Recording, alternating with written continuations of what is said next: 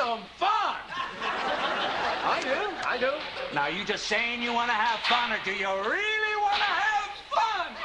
I really want to have fun. I'm just saying I want to have some fun. Some nights I stay up, cashing in my bag. One rule we don't live by. Some nights I call What happens in this room, what's said in this room, stays in this room. Great moments are born from great opportunity. And that's what you have here tonight. That's what you've earned here tonight. It's still black ice. This is our pond.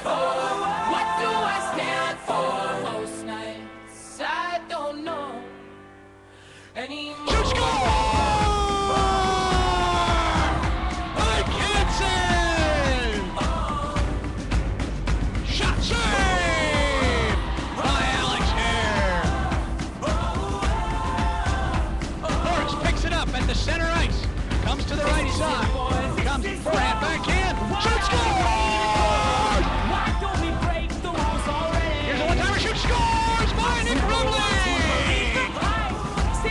Huskies win! Huskies win! The Huskies win in a shootout! That's alright. NIU Huskies hockey is on the air from Ice Valley Center in Kankakee, Illinois. It's the Eastern Illinois University Panthers taking on your Northern Illinois University Huskies. Welcome again, everybody. My name is Marcus Grossin, alongside my broadcast colleague Stephen Duffy and cameraman Dan Sanchez.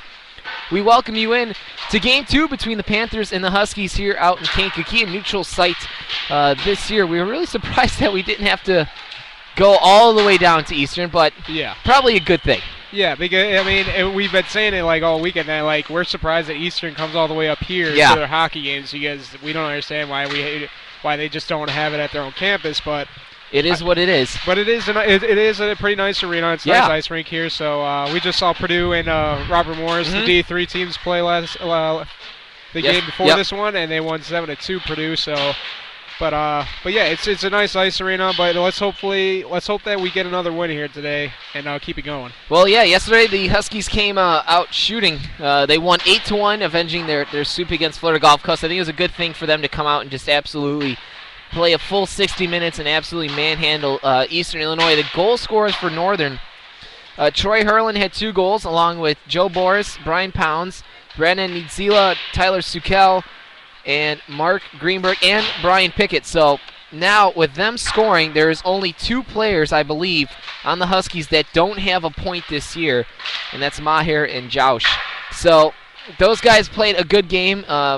We'll talk about this after we play our interview with the coaches, that Rosinski's still out, Stetz is still out, Boris is at his sister's wedding, so he's not in the lineup tonight, which means you're down another centerman.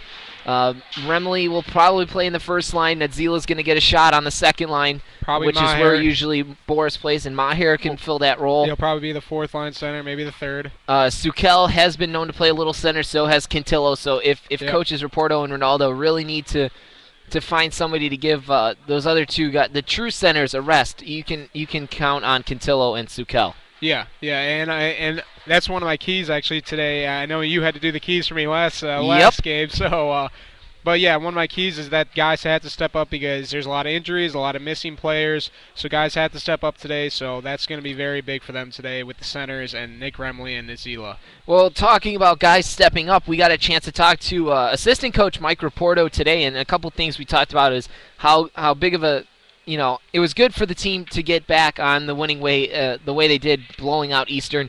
Talk about how he was getting finally getting some production from the lower guys like Hurlin and Pounds and Brian Pickett and guys like that. So this is the interview that I had with assistant coach Mike Raporto.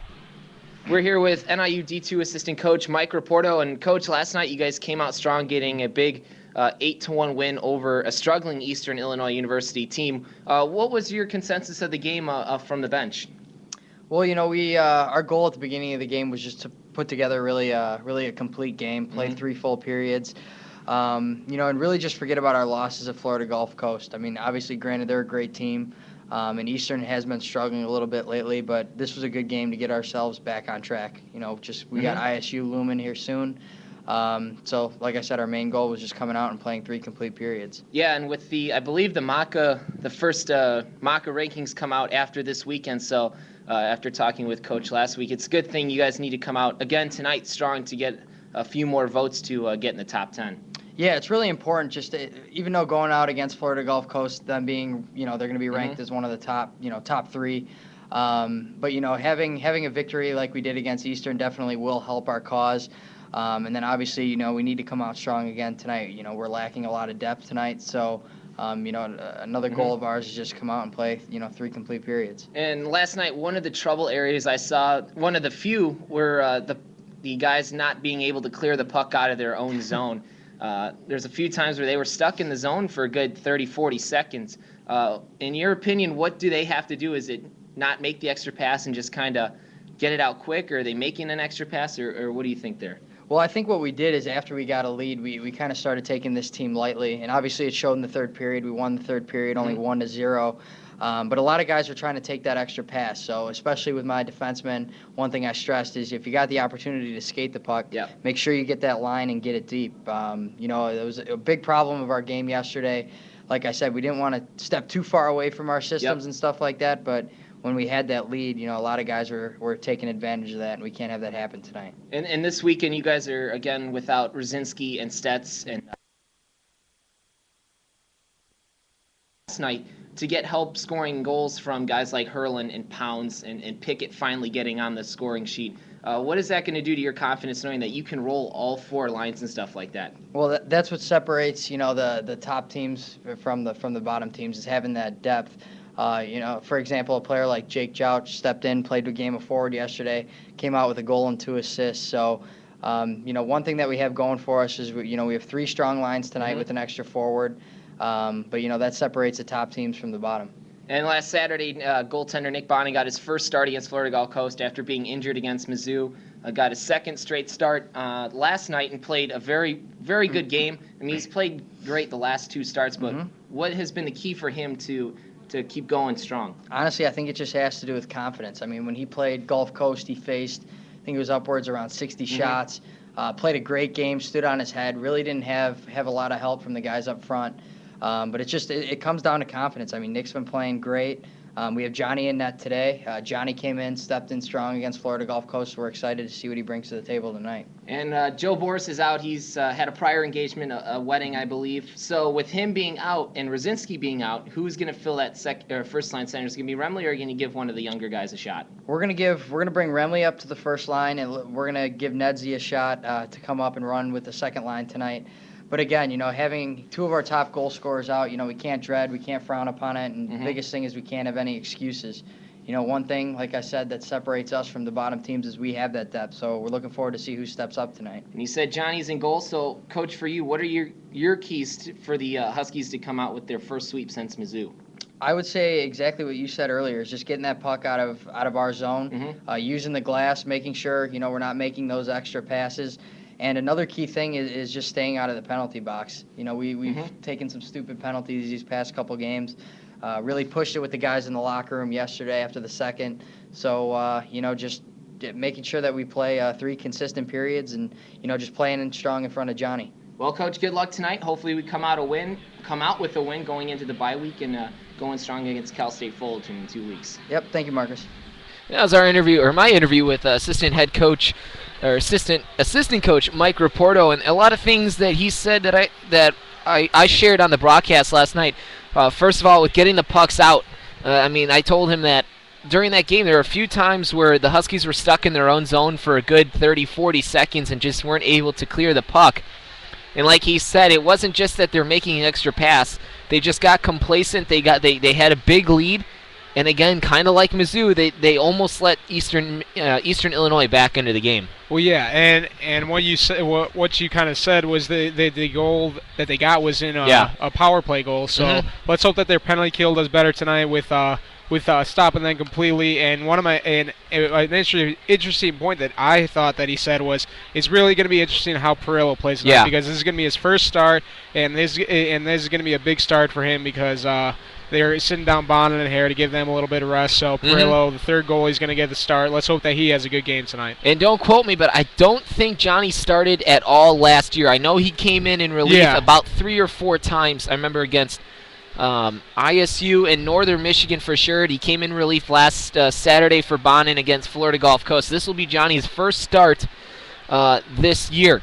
Yep. So coming up, we'll take our first commercial break of the pregame show. We'll have Duffy's 3 keys to the game, preview the game today, look at the NHL scoreboard. There is 1 game in the books. And I am actually going to do play-by-play for second period. Duffy is going to do the play-by-play for the second period. Bear with me, people. This will be interesting. Yes, it'll be very interesting when I do play-by-play. So bear with me when we listen to second period. You might want to just turn it off. So a lot of good things coming up here on the broadcast. We'll be right back. You're listening to the Huskies pregame show here on the NIU Huskies Hockey Radio Network.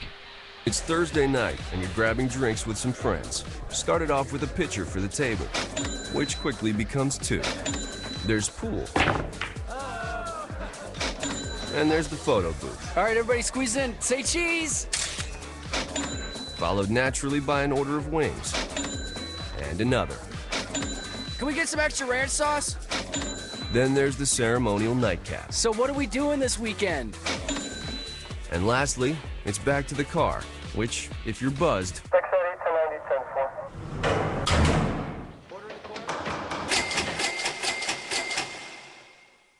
could be the most expensive night of your life. Getting pulled over for buzz driving could cost you around $10,000 in fines, legal fees, and increased insurance rates. Nothing kills a buzz like getting pulled over for buzz driving, because buzz driving is drunk driving. Brought to you by the National Highway Traffic Safety Administration and the Ad Council. Over here at jamsonair.com, we play anything and everything. You might hear... Or how about this tasty track? I want to get you in the back seat, windows up, that's the way you like it. We have them all. Lollipop, lollipop, oh, lollipop, lollipop. Well, maybe not that. Jamsonair.com. Radio when you want it. We know balancing family, friends, work, and free time keeps you busy. We want to help you start your day off right. Whether you're visiting for business or for pleasure, you'll always get a clean and fresh Hampton bed. Free high-speed internet access, free hot breakfast served daily with fresh baked waffles and hearty oatmeal with toppings, friendly, helpful service, and much more. For one rate. Guaranteed. If you're not satisfied, we don't expect you to pay. That's our commitment and your guarantee. That's 100% Hampton. Go to hamptoninn.com to find the nearest location. Hampton Inn & Suites, the official hotel of NIU Hockey.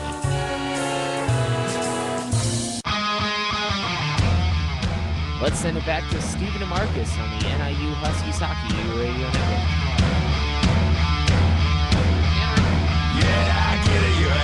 And we're back here on the NIU Huskies Hockey pregame show. Both teams are just about ready to come out. That means it's time for Stephen Duffy's 3 keys to a Huskies victory. Duffy, take it away. Well, I think my first key has got to be Johnny Perillo. Like you said, he's going to get his first start, I think, in 2 years ever to start on this team. He always comes in relief. He's never started before, so this is going to be very important for him to come in here and have a good game. Yep. Second key for me is guys got to step up. Like you said, it's with Joe Boris out, Stetz and Rzinski, a lot of big guys out tonight. Guys got to step up, like Mark Greenberg and Troy Herlin and all these guys that don't have a lot of points, but you expect them to step up tonight against this much smaller and much slower team of Eastern Illinois. So that's got to be my second key. And then my third key has got to be don't fall asleep tonight. Don't expect to just come in here and win this game after a big win last night. You got to play a full 60 minutes tonight. You got to take this win again and win this weekend. And we haven't done that in about 3 or 4 weekends. So we got to win the weekend. Don't fall asleep. Play a full 60 minutes. Talking about Johnny Perillo, his stats: he's played in 13 career games for Northern. He's 3-6. 4.36 goals against average and 88 save percentage. Last year he appeared in 6 games, had a 1-2 record with a 2.91 goals against average. So last year played really well for the Huskies in relief of Hare who those are the only 2 goaltenders on the D2. I like the key about playing a full 60 minutes. I think they did that. They played probably a 50-minute game last night. Yeah, and I still, for me, technically, I really still have not seen a 60-minute game out of them. I still have not yet to see it, and if they do, I think they could beat a team like 10 or 11-1 if they had to play in a 60-minute game. So there's not going to be an anthem or anything like that. The starters for Eastern is going to be Ryan Howard, Sam Turk, Mike Florchek, Joe Salazar, Glenn Askaveric, and Andrew Teskey. 1 in 6, 7.56 goals against average, 75 save percentage. For the Huskies, it'll be Remley, Leon, and Sukel with Pickett and Coletto are underway, and Eastern controls the puck. Now down for Salazar. Near side half-board, swings it out through the neutral ice and down looking for Askaveric. He got a piece of it to negate the icing. Leon near side half-boards battling there with Sam Turk. Turk gives it over for Pickett. Pickett has a giveaway there out to the left of Perillo, and finally the Eastern Panthers come out with it. Right point, and the puck slips back out to center ice. Now taken by Florchek, and he sends it in the near side corner boards. And Pickett kind of tripped an Eastern player, got away with one, and the Huskies are out. Here comes Nick Leon on 3-on-2 with Remley and Sukel. Leon makes the spin move around, shoot looking to go short side as Teskey makes the blocker save, blocks it up into the protective netting. 19-13 left in period 1. We're just underway, no score. Yeah, and you saw Coletto and Ryan Pickett start the game there instead of Hickey. Hickey usually starts the game with maybe Hurlin or Schwartz, so it's a different look for the starting lineup. But yeah, Pickett, you saw that he got away with the trip there, luckily. So hopefully that he doesn't get hopefully we don't get stupid penalties today. And that's what, again, in the interview that we had with Raporto, he said that they were taking some stupid penalties as well, so they need to kind of clean that up too. Hurlin sends it over for Pounds, but his pass is intercepted nicely by Krieghauser. Krieghauser dumps it back in where LJ can control. Now for Nedzila, for Hurlin, for Bach. Looking for Pounds in the offensive zone, but kept in nicely by Bach on the far side point. Shot, that one gets tipped by Pounds just wide of Teskey. And out come the Panthers. Here's Spencer Payton, gets rubbed off the puck by Bach, and he goes for a change. Puck gets dumped in now by number 24. Swings all the way around to the right side half boards. Now for LJ. LJ has a giveaway behind the net of Perillo. Perillo getting his first start in 2 years for the Huskies. Hurlin battling to the right of Perillo with a Panther. Here's a giveaway up to the point. Here's Florchek with a shot. That one's patted away nicely by Perillo. Florchek gets another shot and makes another save on Perillo, and he gives a rebound, but the Panthers can't convert. That left side of the net was wide open, and the Huskies reeling in their own zone like they did a little bit last night. As that one goes off of Perillo's body, and it's sticked up into the protective netting off of Skameka's stick. 17:55, no score. Face off to the left of Perillo. Yeah, you saw that we were having a little bit trouble again getting out of the zone like we were last weekend, but Perillo had a good sequence there, made a couple good saves, and let's hope that we see that tonight, making those kind of big saves that you need from him tonight, because we're shorthanded, so we're not going to have as many players as we usually do. Shot comes from the point off of Cox's stick, now taken by Turk, giveaway to Sukel. He comes up off the boards, and Hickey's out there now. Hickey skates in the offensive zone, got Leon Hickey with a shot, Leon with the rebound, Teskey makes the save, and that's going to be a hand pass. Whistle stopping play. That didn't make any sense because I thought Leon knocked it down right away. He didn't advance. Yeah, he did advance with it. That didn't make any sense. But nonetheless, the whistle blows. We're gonna have a offensive zone draw here for the Panthers to the right of Johnny Perillo. Again, Perillo this year 1-0, 6.97 goals against average, 83 save percentage, and that was the last Saturday against Forest. That's the only time that we saw him so far this year. Yeah, he's only played a couple times this year in relief. So as Turk has a shot turned away by Perillo, now taken by Nick Leon, up through center ice, finds Tyler Sukel. Sukel far side corner boards, stops, protects the puck, gives it over for Remley. Remley in a familiar role was the first line center. Sukel tries to stuff it home, and Teskey makes the save. Out comes Leon. Schwartz with a shot just goes wide on Teskey. Like I was saying, Remley was the first line center last year with Bach and Greenberg, so he knows what it's like to play on that first line. Puck comes to the left point. Now for Leon with a rocket from the point. That one sticked away nicely there by Askaveric. He got in the shooting lane. 2-on-1. Turk wins the puck for Eastern. Turk holds on to the puck. Flips it out. Leon drops it into the offensive zone. He evades a check, and he's not going to get through 3 Panthers, and the puck comes back down into Husky zone. 16:38 left in the period. No score. Just underway here at Ice Valley. Dan Sanchez, Marcus Grosnick, and Stephen Duffy with you on the call. Thank you for dialing us up. I know there's a lot of good college football out, but if you chose to listen to our game, we thank you very much. Puck goes to the far side corner boards. Now back to the near side for Kriegshauser. Kriegshauser is taken away for Bach. Nedzila looking for Pounds skating into the slot. Now Bach has it. He gets rubbed off the puck, but remains with it. Here's Nedzila now for Coletta. Backhanded pass out in front. Now it's stolen now by Florchek. Florchek out through center ice. He gets taken off by Coletta. Shot just goes wide off a Shannon stick. Puck comes to the near side half boards where Coletta and Pounds are there to meet a Panther. That's Tim Shannon, and finally comes out through center ice. Here's Nedzila and Bach on a 2-on-1 into the offensive zone. Bach with a shot just goes through the pads of Teskey and comes out through the neutral ice. Rob Bach just missed a chance there, just past the post. Almost got the first goal of the game there. It looked like it went between the pad and the far post on Teskey. Looking to go 5-hole is Bach.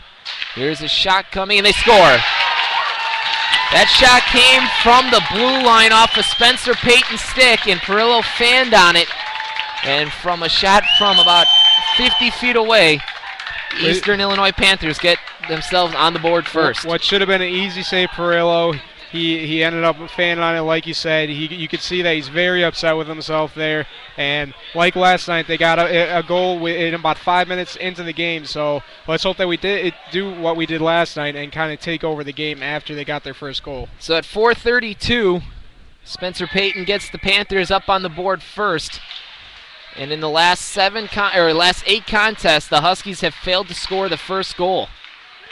Last night was the only exception. Here are the Panthers now having the momentum, dumps it back in. 15 minutes left in the period. LJ Skameka controls behind Perillo. Evades a check, now comes out to the left, finds Mark Greenberg. Greenberg through center ice looking for Maher. And that's going to be icing call as it was just in front of Brandon. 14:55 left in the period, no score. 1-0 Panthers. And you kind of see a different kind of line here with Greeny, Jake, and Brandon Maher, which is kind of a different lineup for that they usually have because like we said, they're short-handed tonight, so they're trying to mix up the lines a little bit. So they got that kind of that as a line, and actually Jake is the center for that line. Yep. So I thought it was going to be Maher, but here's Maher losing the face-off. Turbrock with a shot. That one just goes wide of the right pad of Perillo. Maher has a blowout, so the Panthers control. In comes Inselko, and Selko has the puck taken away from him for LJ, 2-on-1 in the near side corner boards. Greenberg now to the point is the Panthers. Perillo can't find it, goes actually on the top of the net, and he covers it up. Well, Perillo looks a little shaky there in net after giving up a 50-foot goal. Yeah. But nonetheless, he covers it up. 14:31 left in the first period. Panthers lead 1-0. Lucky break there for Perillo there. He ended up stopping it, but he didn't cover it well, or he didn't soak it up. So it kind of went over him and almost went behind him, but luckily hit the top of the net. So offensive zone draw here for the Huskies. Remley Schwartz playing a little forward today, with Rosinski, Stetz, and Boris all not in the lineup. Puck comes out through center ice, taken nicely there by Oskaveric. He evades a check. Here's Turk with a shot. That one goes off the glove of Perillo into the protective netting. 14:18 left in period 1. 1-0 Panthers. And right now, Eastern Illinois has all the momentum. Yeah, right now, Eastern's just going into our zone really easily, getting some shots on Perillo, and you can see that we're having some trouble kind of getting them off the puck, which we should be doing because we're a much bigger team than them. Puck comes out through center ice. Huskies were looking to go 3-1. Schwartz finds Leon, and he gets taken down. And that's going to be a penalty, I believe. Should be a penalty, I believe, on Eastern. Yep. On number 13, I think. Steven Kriegshauser. Kriegshauser, yep.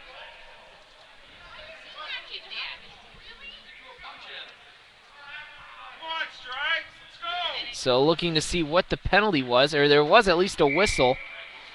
Actually going to be no penalty. Yeah, fans aren't too happy about that. They expected a penalty there. Eastern Illinois. Yeah, even Eastern Illinois doesn't thinks know. that they thought that they had 4 play. They probably thought they maybe might have been on the penalty kill. Eastern still not knowing who's going to take it. Turk does, and he loses Remley for Schwartz. Now for Hickey with a bomb from 50 feet away. Remley with the rebound soaked into the glove of Teskey. And he holds on. 13:59 left in the first period. 1-0 Panthers. And I think with Teskey, you need to get some traffic in front of the net. And that's what they did last night against Pfeiffer. Yeah, and they collected 8 goals. Yeah, I mean, good sequence there by Teskey, making 2 good saves from 2 good slap shots. So let's hope that we can get some shots on Teskey and really get to him today. And the Huskies control. Remley now down for Sukel. Far side corner boards.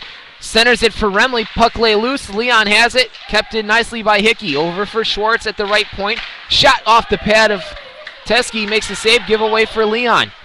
Leon skates with it. Looks, now to the point, has a shot, score! Nick Leon scores from the point, and after the celebration... Yeah, Eastern Illinois was not too happy about the celebration from Nick, but so Nick's going to get the goal and a penalty. Drawing the penalty there. I mean, it wasn't I think they were thinking that So 4-on-4, both unsportsmanlike conduct calls to Leon after he scores the goal. And to number 57, Spencer Payton. I mean, I see players sometimes do that in the NHL. I've never seen really penalties for that. It's almost like kind of like in the NFL, they give penalties for celebrations, but Nick Leon just happy, maybe a little bit too happy there.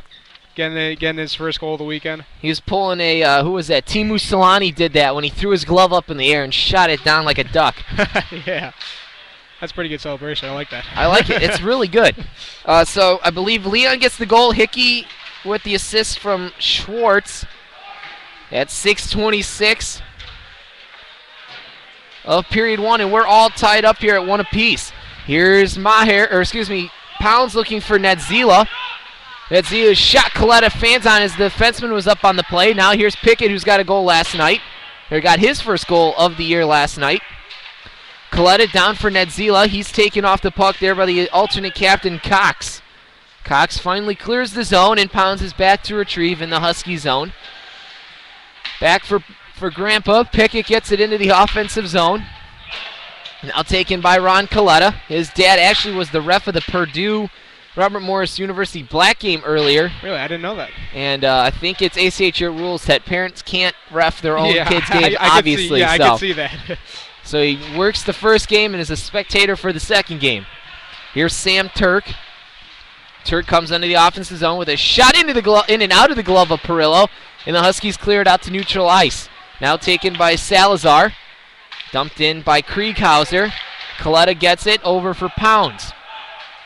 Pounds is the player that Stuffy interviewed. We'll play that interview during the second intermission. Here's Greeny going short side on Teskey, and he makes the save, covers up.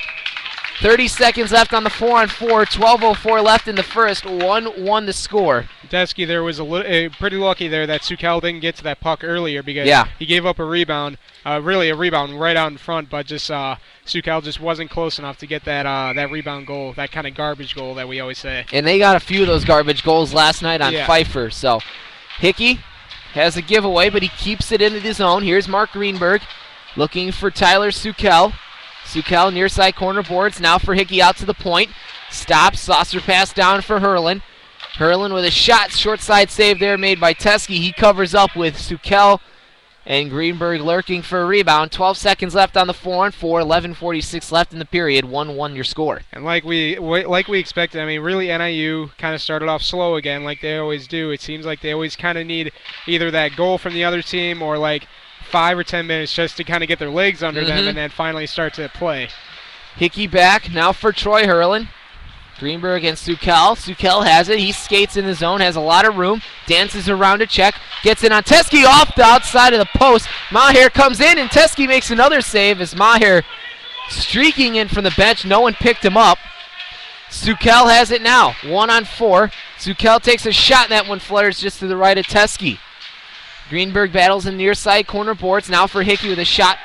Sukel looking for it, and finally Payton gets it out into neutral ice for the Panthers. Maher drop pass for Hurlin with a quick shot. That one's blocked out in front by by Tim Shannon. Now taken by Peyton. Out through center ice. Comes number 24. Again, Eastern only has about 18 guys on their roster, and some numbers we don't have names for. So we will do our best of what we got. Nadzila has it. Near side corner boards to the left of Perillo. Taken by Greenberg. Cross ice pass for Maher. Maher sends in the near side corner boards, Panther zone, looking for Nadzila. Nadzila battles in the half boards. Puck comes to the point. Coletta dumps it back in. In on the forecheck is nobody. Florchak easily has the puck. Now comes out for Inselko. Inselko gives it over for 24. Shot into the basket, breadbasket of Perillo. Actually had to fight that one up off his shoulder. 10:16 left in the period, 1-1 to score. And that's what you wanted Perillo to do on that first goal. You wanted him to soak it up, but he ended up fanning on it, and he ended up giving a goal there. But that's what you expect from Perillo, is kind of soak those up, especially from the blue line. Those are the most important ones to soak up. As the Panthers win the faceoff to the right of Perillo, now comes down for Turbrock around in behind Perillo. Sukel battles there with Ron Coletta. Coletta comes out through center, in the Husky zone. Now backhands it out through center ice. Off of Leon's stick, and Turbrock dumps it back in and around behind Johnny Perillo. 9:54 left in the first. 1-1 the score on Nick Leon's 8th goal of the season. That's going to be an icing call. Whistle blows. 9:47 left in the period. 1-1 the score. But yeah, you guys saw that Pickett got his first goal last night. It's really, like we've been saying, it's really good to have him back because he's kind of the veteran of the team. That's why they call him Grandpa Pickett. He's 26 years old. It's good to have that kind of player and that fourth defenseman that you need for this team, because you got Hickey, you got Hurlin, and you got Schwartz. So you need that fourth defenseman to come back in and play well for you. So the first line's out there with Coletta, Leon, Sukel, Remley, and Pickett. Puck gets floated into the offensive zone by Eastern. Sukel battles there with Howard. Now taken by Oskaveric. Out centering is Howard, but the Huskies control. Here's Nick Remley through center ice for Sukel. Saucer pass looking for Leon. Leon battling in center ice over the Ice Valley logo with Turk, and Turk wins the battle. Turk comes into the offensive zone, takes a shot. Johnny Perillo soaks it up. 9:16 left in the period. 1-1 the score. Yeah, and you like we said, I took an interview with Brian Pounds, and he's also a really humble guy. He's a really cool guy, and he was actually really good in the interview. Yeah. About three and a half minutes. I asked him about his brother, asked him about how he likes his line with Greeny and Boris, but he's not playing on a line with them tonight because so many guys are out. But I gotta expect him to have a good season. Greenberg looking for Gorzica, as Gorzica was actually, as the net comes off its mooring, stopping play. Gorska had a lot of good opportunities last night, but he was just stonewalled by Pfeiffer. Yeah, I heard you mention that in the third period. Got open a lot. Yeah, he had a lot of good shots, but Pfeiffer was denying him. And so far, Gorzica actually has 2 goals this season and 0 assists, so he has 2 points. Yeah. So he's doing it pretty well for a third or fourth line guy. Here's Jake. He wins the face-off to Greenberg. Now Gorzica. Now around for the Panthers, 21, Florchek. Florchek sends it around near side half boards. Greeny controls out through center ice. Loses the handle on it, but still finds it. Gorzica dumps it in. Joush on the forecheck. He sends it up to Gorzica to the left, or to the right of Teskey. Out it comes in front of him. Greenberg takes his man off and taken by Gorzica. And he battles with Florchek and finally controlled by Marinich. Marinich gives it over for Peyton. Peyton in the offensive zone. He evades a check. Takes a backhanded shot. That just missed the net by about 6 inches. And Perillo was able to get the pad over there. Centering attempt out the goal post. No goal. No goal is the call. It went off the outside of the iron, and Perillo made the save. The initial call was no goal. And it went off the inside of the iron. Jake might get a penalty for that. Nope. But yeah, he saw Jake there. He was got to go. He was not too happy with the East Illinois player there. So no goal on the play. as it looked like Peyton had the goal and it went off the inside of the goal post. And the Eastern Illinois fans not happy with the call, but the ref was in the perfect position to make the call. Yeah. Just right on the other side of the post. So the offensive zone draw for Eastern to the left of Perillo. That's won by Eastern Illinois' number 24. Now down is Turbrock. In the near side corner, boards battling. Puck comes to the point. Tipped in front. Finally controlled by Eastern's Turbrock. Turbrock with a shot into the chest of Perillo. He makes the save. 8:01 left in the period. 1-1 the score. And like we've always said, Johnny Perillo, it's like a young Iona because he's very short. He can't really see over the players, but he's very quick from post to post. So you like what he's doing so far tonight, making that save on that almost second goal, so that was good there. And you hope that he has a good night tonight because, like we said, he's a very short goalie. As the puck comes out, Turbrock has a shot, and it's blocked away by Perillo out in front of a little helter-skelter there. Finally, Hurlin gets it out for Brian Pounds. Pounds dumps it in on Teske. He jumped up over his stick, but he covers up the puck. 7:42 left in the period, 1-1 to score. And yeah, the Huskies, again, like last night, we talked to Raporto, just having a lot of trouble getting out of their own zone. Yeah, and you saw that last weekend. You saw that a little bit of last night. I mean, at least in the third period, what I saw. Yeah. So, I mean, they were having kind of trouble getting out of their own zone. So they got to do, I mean, obviously they're missing some players, but they got to do better to get it up quicker. Remley in the face-off circle. He loses it. Controlled now by Cox. Out for Coletta at the point. Looking for Leon, and he has his shot turned away by Teske. Now Nick Remley. Backhands pass to Leon. Back for Remley to the point. Now it comes to Coletta through the skates of Cox. Cox has it. Rings it around the boards. Pickett has it near side half boards. Dumps it in. Here's Remley centering pass for Leon, and it just goes past the blade of his stick. Leon controls, and finally the puck comes out through neutral ice for Ryan Howard. Howard in on the forecheck before Pickett spins away from him. Through Leon's skates. No icing as it was tipped off, I believe, of Nick's skates. Puck comes out through center ice. To the near side half boards. Leon controls there with a shot. That one actually deflected out in front and just went wide. Here's Nick Remley, and he has the puck taken away from him. Here comes Turk in the offensive zone. Evades a check and finally falls down as he lost an edge. Here come the Huskies at 3-on-2. Coletta, Sukel, and Leon. Sukel, the shot blocked away nicely there by Newton. And Newton comes out with it. Turk comes out with it into the glove off. Let me get this out here. Turk with a shot, glove by Perillo, whistle blows. 6:21 left in the period, 1-1 the score. You know, so far the shots, I mean, it's kind of been back and forth with the shots because sometimes NIU comes in for a very long attack, and then Eastern Illinois comes in. So the shots are about even. I would say about 10-10 right now, what I've tallied so far. So as Perillo stops that one goes off the goalpost again by Spencer Payton. He's been denied by the goalpost twice in this game already. Tim Shannon has it, now taken away by Troy Hickey. Shannon has it back, and his backhanded attempt goes off the glove of Johnny P.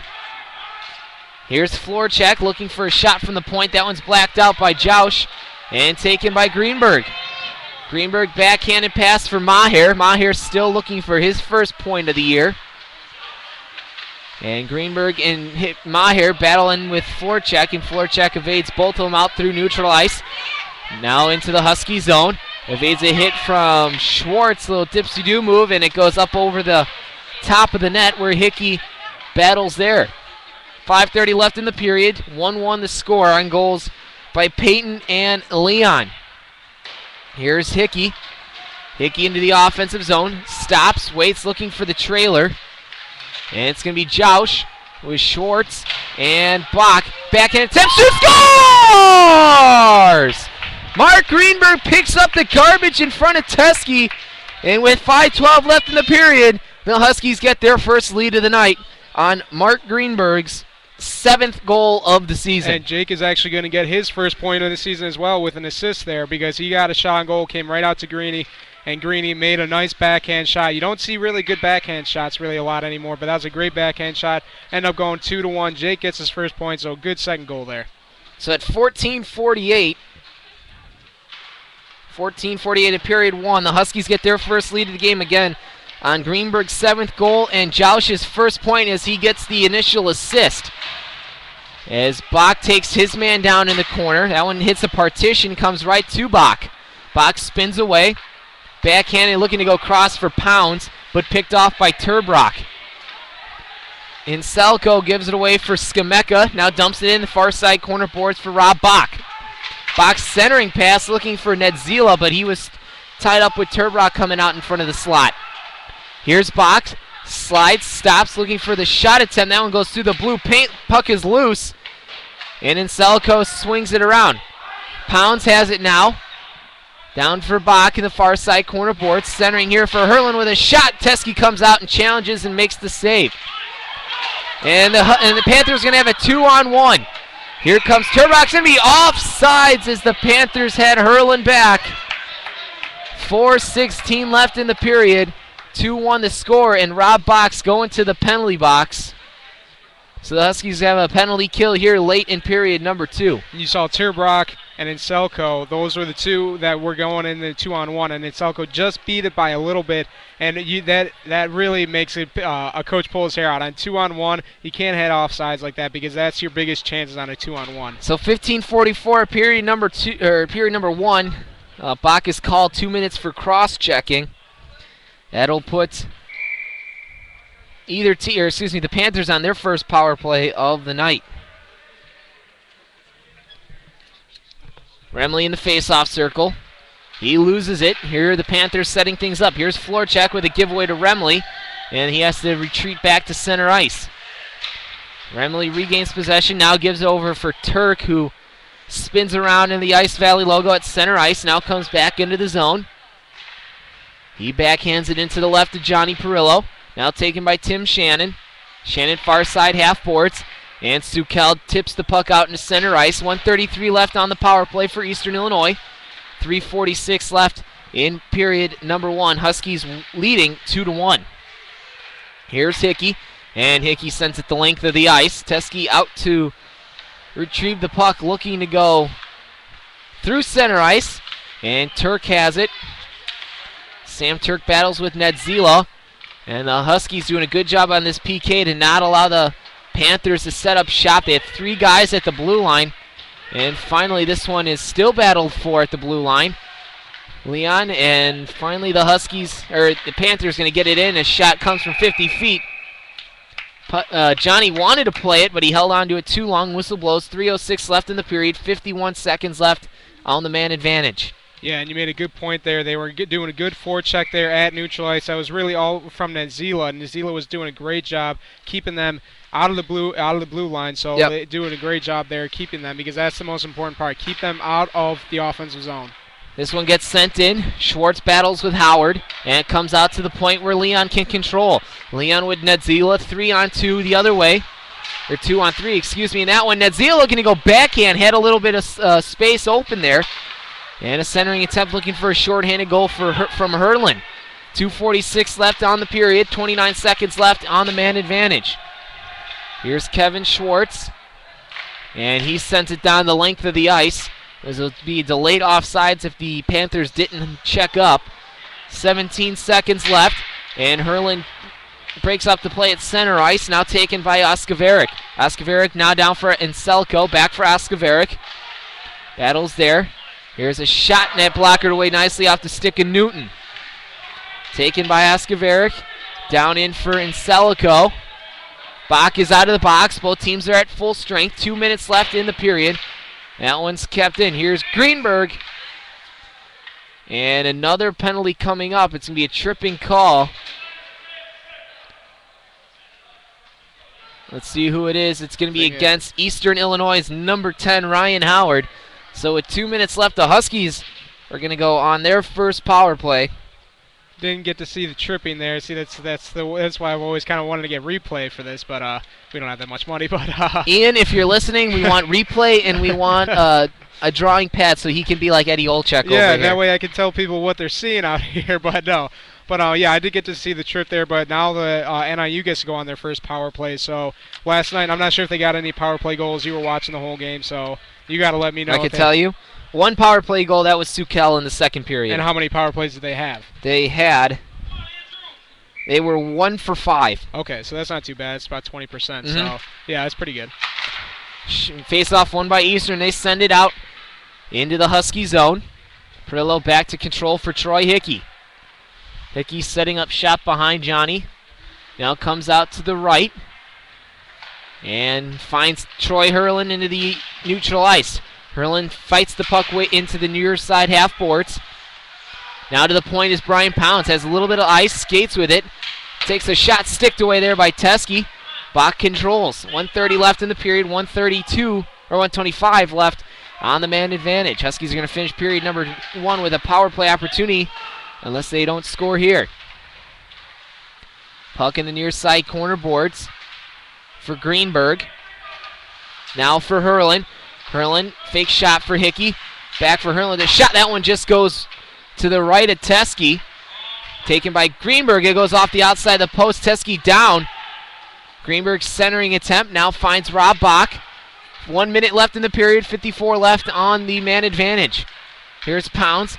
Now for Greenberg. Looking for Hurlin backdoor. Bach finds, scores! Rob Bach gets the goal. And it's actually going to be interference on Troy Hurlin. I think a goal interference there, yep. So no goal for Bach. Penalty for Hurlin on the goaltender interference. Well, you saw Teskey was having trouble getting back to the other side of the post, to the other side of the blue paint. And I really think that was probably the reason there, because of goalie interference. So Rob Bach, that cancels out his goal and a power play goal. So it's now going to be 4-on-4. And the Panthers will start period number 2 with at least 1 minute and 15 seconds of power play time. About 1 minute and 5 seconds. Yep. So 1910, Hurlin negates the Bach goal with goaltender interference. We'll have 4-on-4 hockey for 39 seconds, actually for the rest of this period, before the Panthers go on their second power play of the night. 0 for 1 so far. Coletta battles in with Oskaveric in behind Perillo. 30 seconds left, 25 left on the 4-on-4. Coletta has it, switches sides now for Leon. He skates with it. Huskies having trouble. Oskaveric gets taken out by Hickey. Turk has his shot blocked away by Troy. And he comes out through a Husky zone for Nick Remley. Nick Remley finds Nick Leon. Nick Leon comes in, shoots, score! Nick Leon scores his second goal of the game, and just like that, short-handed as the penalty was coming up. That's a short-handed goal for Nick Leon. And you see that was Nick Leon's second goal of tonight, so he's having a big night tonight. And he's having a very big night tonight. A 4-on-4, you kind of expect that from him because he's one of the faster players on this team. And on a 4-on-4, this is his favorite part of the game because he can just out-sprint the defenseman. And you just saw he just went right over the glove side of Teskey and really just beat him pretty easily there on over the glove side of Teskey. So now with that goal, the Panthers will have 1 minute and 10 seconds as the whistle blows, or the horn sounds, ending period number 1. Huskies leading 3-1. Nick Leon with a full-strength goal and a shorthanded goal, and Mark Greenberg scoring his 8th goal of the season. Eastern will start period number 2 with 1 minute and 10 seconds of power play time here at Ice Valley. Well, Duffy, what did you think of period number 2? What did they do, or period 1? What did they do good? What do you think they need to work on? Well, again, I think in period number 1, they were having trouble kind of getting off to a good start, and you saw that in the first 5 minutes, and that's why Eastern Illinois got their first goal. And then we ended up coming back kind of in the second half and getting our 3 goals that we needed. Even though they were up 3-1, I still think that we need to do a little bit better, getting it up the ice a little bit better, because Eastern Illinois actually had a lot of shots on goal in that period. Perillo is just having a pretty good game. He's gotten lucky a couple times, but so far, if it was a boxing match, it was pretty even, but I would say NIU, just because they're winning in the goal count, I would say that they're up right now. Well, coming up in the first intermission report, we'll play the interview that Stephen Duffy had with forward Brian Pounds. We'll go over period 1, look forward to period 2. As well as go over the NHL scoreboard. A few games going on right now, 1 already in the books, and your Hawks play the Wild tonight. 3-1 Huskies after 1 period. You're listening to the NIU Huskies Hockey on the NIU Huskies Hockey Radio Network. Hey, Billy. Yeah? Do you want to go to the state fair? Yeah.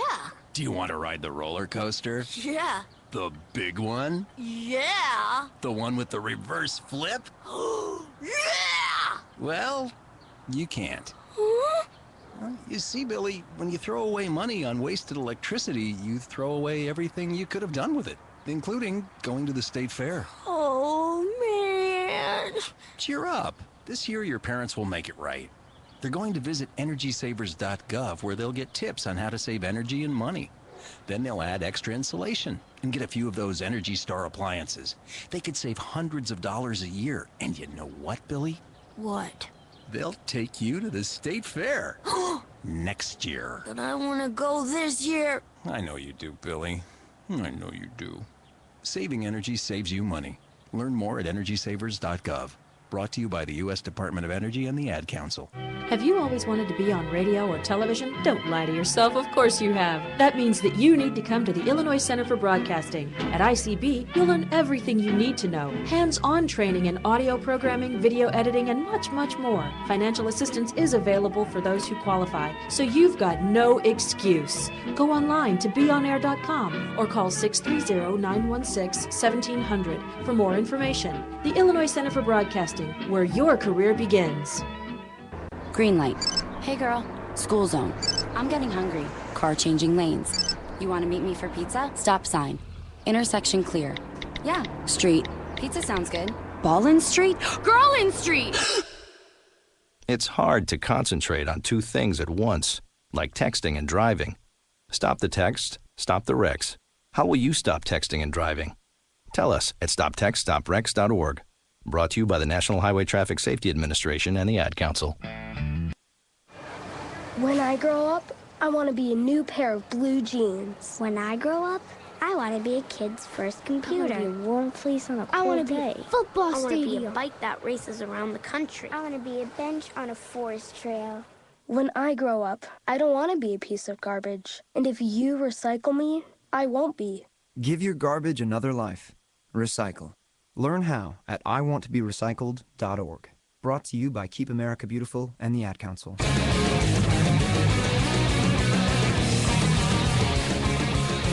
Gunzo's is your non-stop shop for all things hockey. Gunzo's carries all major brands such as Bauer, Easton, Reebok, Nike, CCM, and Ward. Gunzo's caters to not only players, but to teams as well, with the ability to take team orders. Gunzo's can customize jerseys, socks, t-shirts, warm-ups, and hockey bags.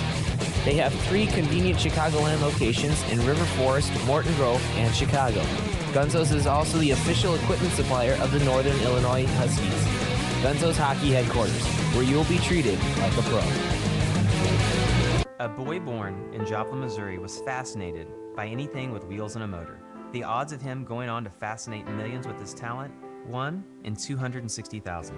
The odds of him having 15 career NASCAR victories, 1 in 1.7 million.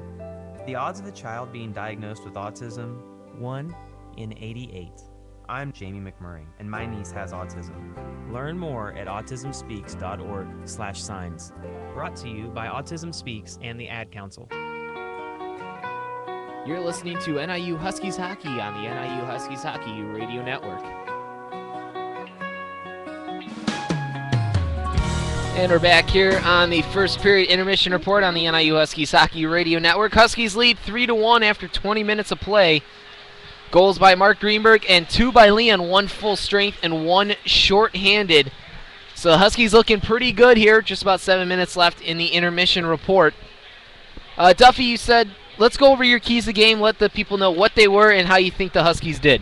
Well, my keys of the game were first, Perillo has to have a good game tonight in his first start, and so far he's done very well. He's been lucky a couple times. They called the goal off on him. He's gotten the post a couple times, but he's still having a very good game. They've gotten about 15 shots at him, only giving up 1, so he's doing very good so far. Let's hope that he keeps that up in the second period coming up. Second key is the guys have to step up, the guys that are like on the third and fourth line. And especially with all your players out, Leon's got two goals, Greeny's got the other goal, so those are kind of your stars. But I expect, Jake got the assist, so that's good for him. Yep. He got his point. Maher, I expect him to get his point maybe tonight or next weekend, or 2 weekends, Yep. So that'll be good for them. And then my third key is don't fall asleep. Play a full 60 minutes. which in the first 5 minutes they kind of came out slow as usual, and they got a goal on them. So they didn't play a full 60 minutes, but they're up right now 3-1. Let's hope that they don't let them back in the game in the second and third period. Yeah, I think after Johnny gave up that 50-foot goal, I think it kind of he got the nerves out, played a lot better, made some big saves, got a help from the post a little bit there. Defense did a little bit better job of clearing pucks. I wouldn't say not the greatest, but better. Yeah. In the first period. So let's play the interview that that Duffy had with forward Brian Pounds. I guess you guys talked about playing with Boris and Greeny on the second line and his brother a little bit. His brother coming back second semester. He's very excited about that.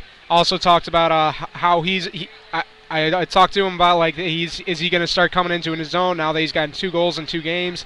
He said that he's really hoping to. So yeah, you're going to hear all that in this interview with him. Well, here's Brian Pounds with Stephen Duffy. Player Brian Pounds, on the second line of the NIU Huskies. Now, Brian, last night you guys won 8-1. How important is it to get back on the winning ways after last weekend? Pretty rough weekend last weekend. Yeah, I mean it's important to keep winning.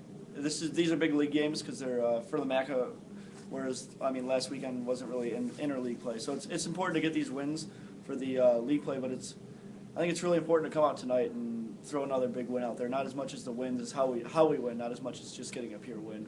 Yeah. I think how we win is really important. It's important that we kind of put these guys kind of to the floor where we really need to beat them because we're a better team. We can't win a 4-3 game. It's a win, but it doesn't do much for us. Yeah, I agree with you on that.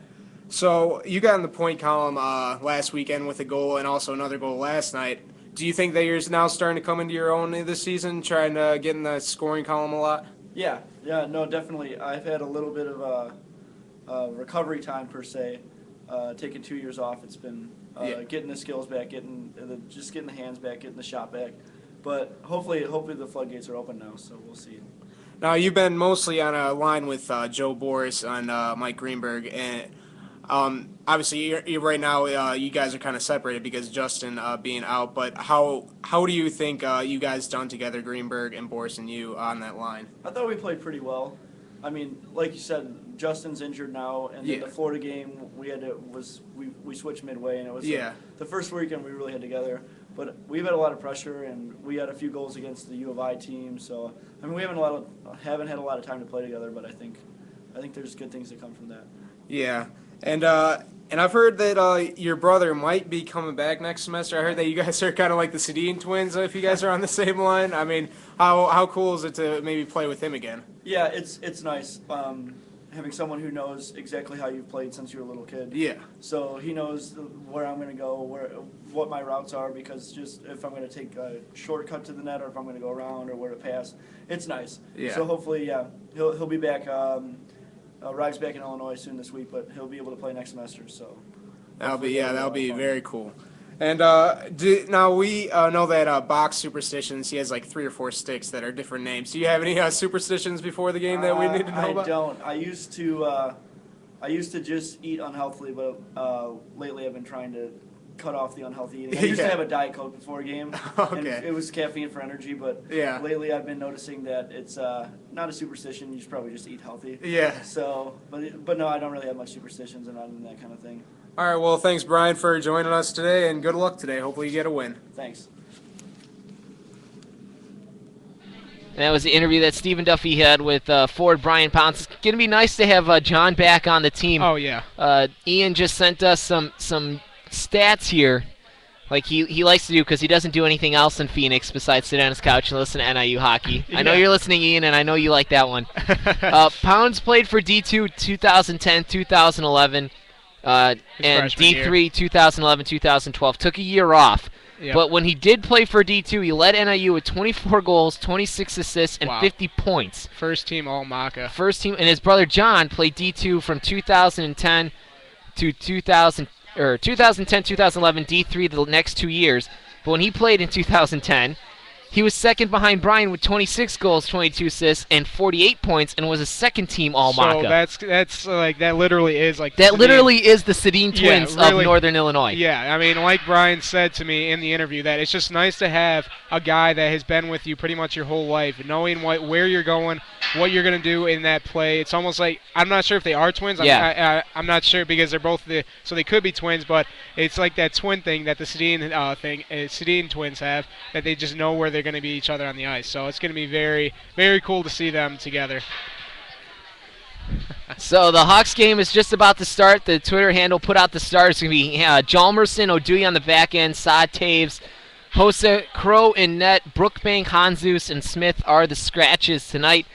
Brad Mills and Jeremy Morin will be getting the start for the Hawks on the third and fourth line. So Morin's actually called up for his first game. Yeah, so maybe he'll get his first goal tonight. We've had so many guys get their first point in the NHL like the last 2 weeks for the Hawks. I mean, it's really been really cool, but yeah, let's hope that they get another win tonight. I mean, they lost last night with Javi Boulin playing 6-5. He didn't have that great of a game. No. But let's hope that that they get this win tonight with Crawford being back. Well, a couple before the second period starts, and I turn over the play-by-play to Stephen Duffy. Boston leads 2-0. Goals by Lucic and Aginla. Islanders down 2-0 to Philadelphia. LeCavier and Voracek goals there. And the one game in the book, the Phoenix Coyotes beat the Edmonton Oilers 5-4. Goals for Phoenix: Hansel, Stone, Schlemko, Keith Yandel, and Oliver Ekman-Larson. Goals for Edmonton: Tyler Pitlick, Will Acton, David Perron, and Ryan Jones. And it is time to turn over the play-by-play duties to Stephen Duffy, and I will regress to my former role as a color analyst. I'm sure you're really looking forward to that. Duffy, I know you'll do good. Don't be nervous. You watched enough hockey. You know what to do. Yeah, let's hope. But like we said, they're about 1 minute in the penalty kill for NIU right now, and it's going to start off with Nick Remley, Leon, and Sukel. And actually, is it going to? Yeah, we're on the penalty kill. Yeah, right? Leon's a little confused. Yeah, as he usually is. Yeah, so it's going to be Kevin Schwartz and Hickey on the defense, and Nick Remley and Sukel at the forward. So here we go. And Eastern Illinois ends up winning that face-off, goes to number 28. Eastern Illinois gets it up. And Eastern Illinois player takes it back. They get it up the zone.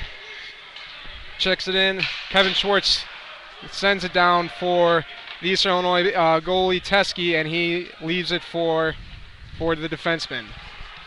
Takes it up, and he's looking up the ice. He gets it to number 12, Cox. Hickey takes him off the puck. Number 57 takes it, Patton. Gets it back to, and Nick Remley sends it up the ice, and that will go down all the way to Teskey, and he will leave it again. One more chance for Eastern Illinois to get a point here on the power play. Hickey takes it at his own, passes around for Greenberg. Greenberg takes it, and it gets taken away by number 28, Salazar.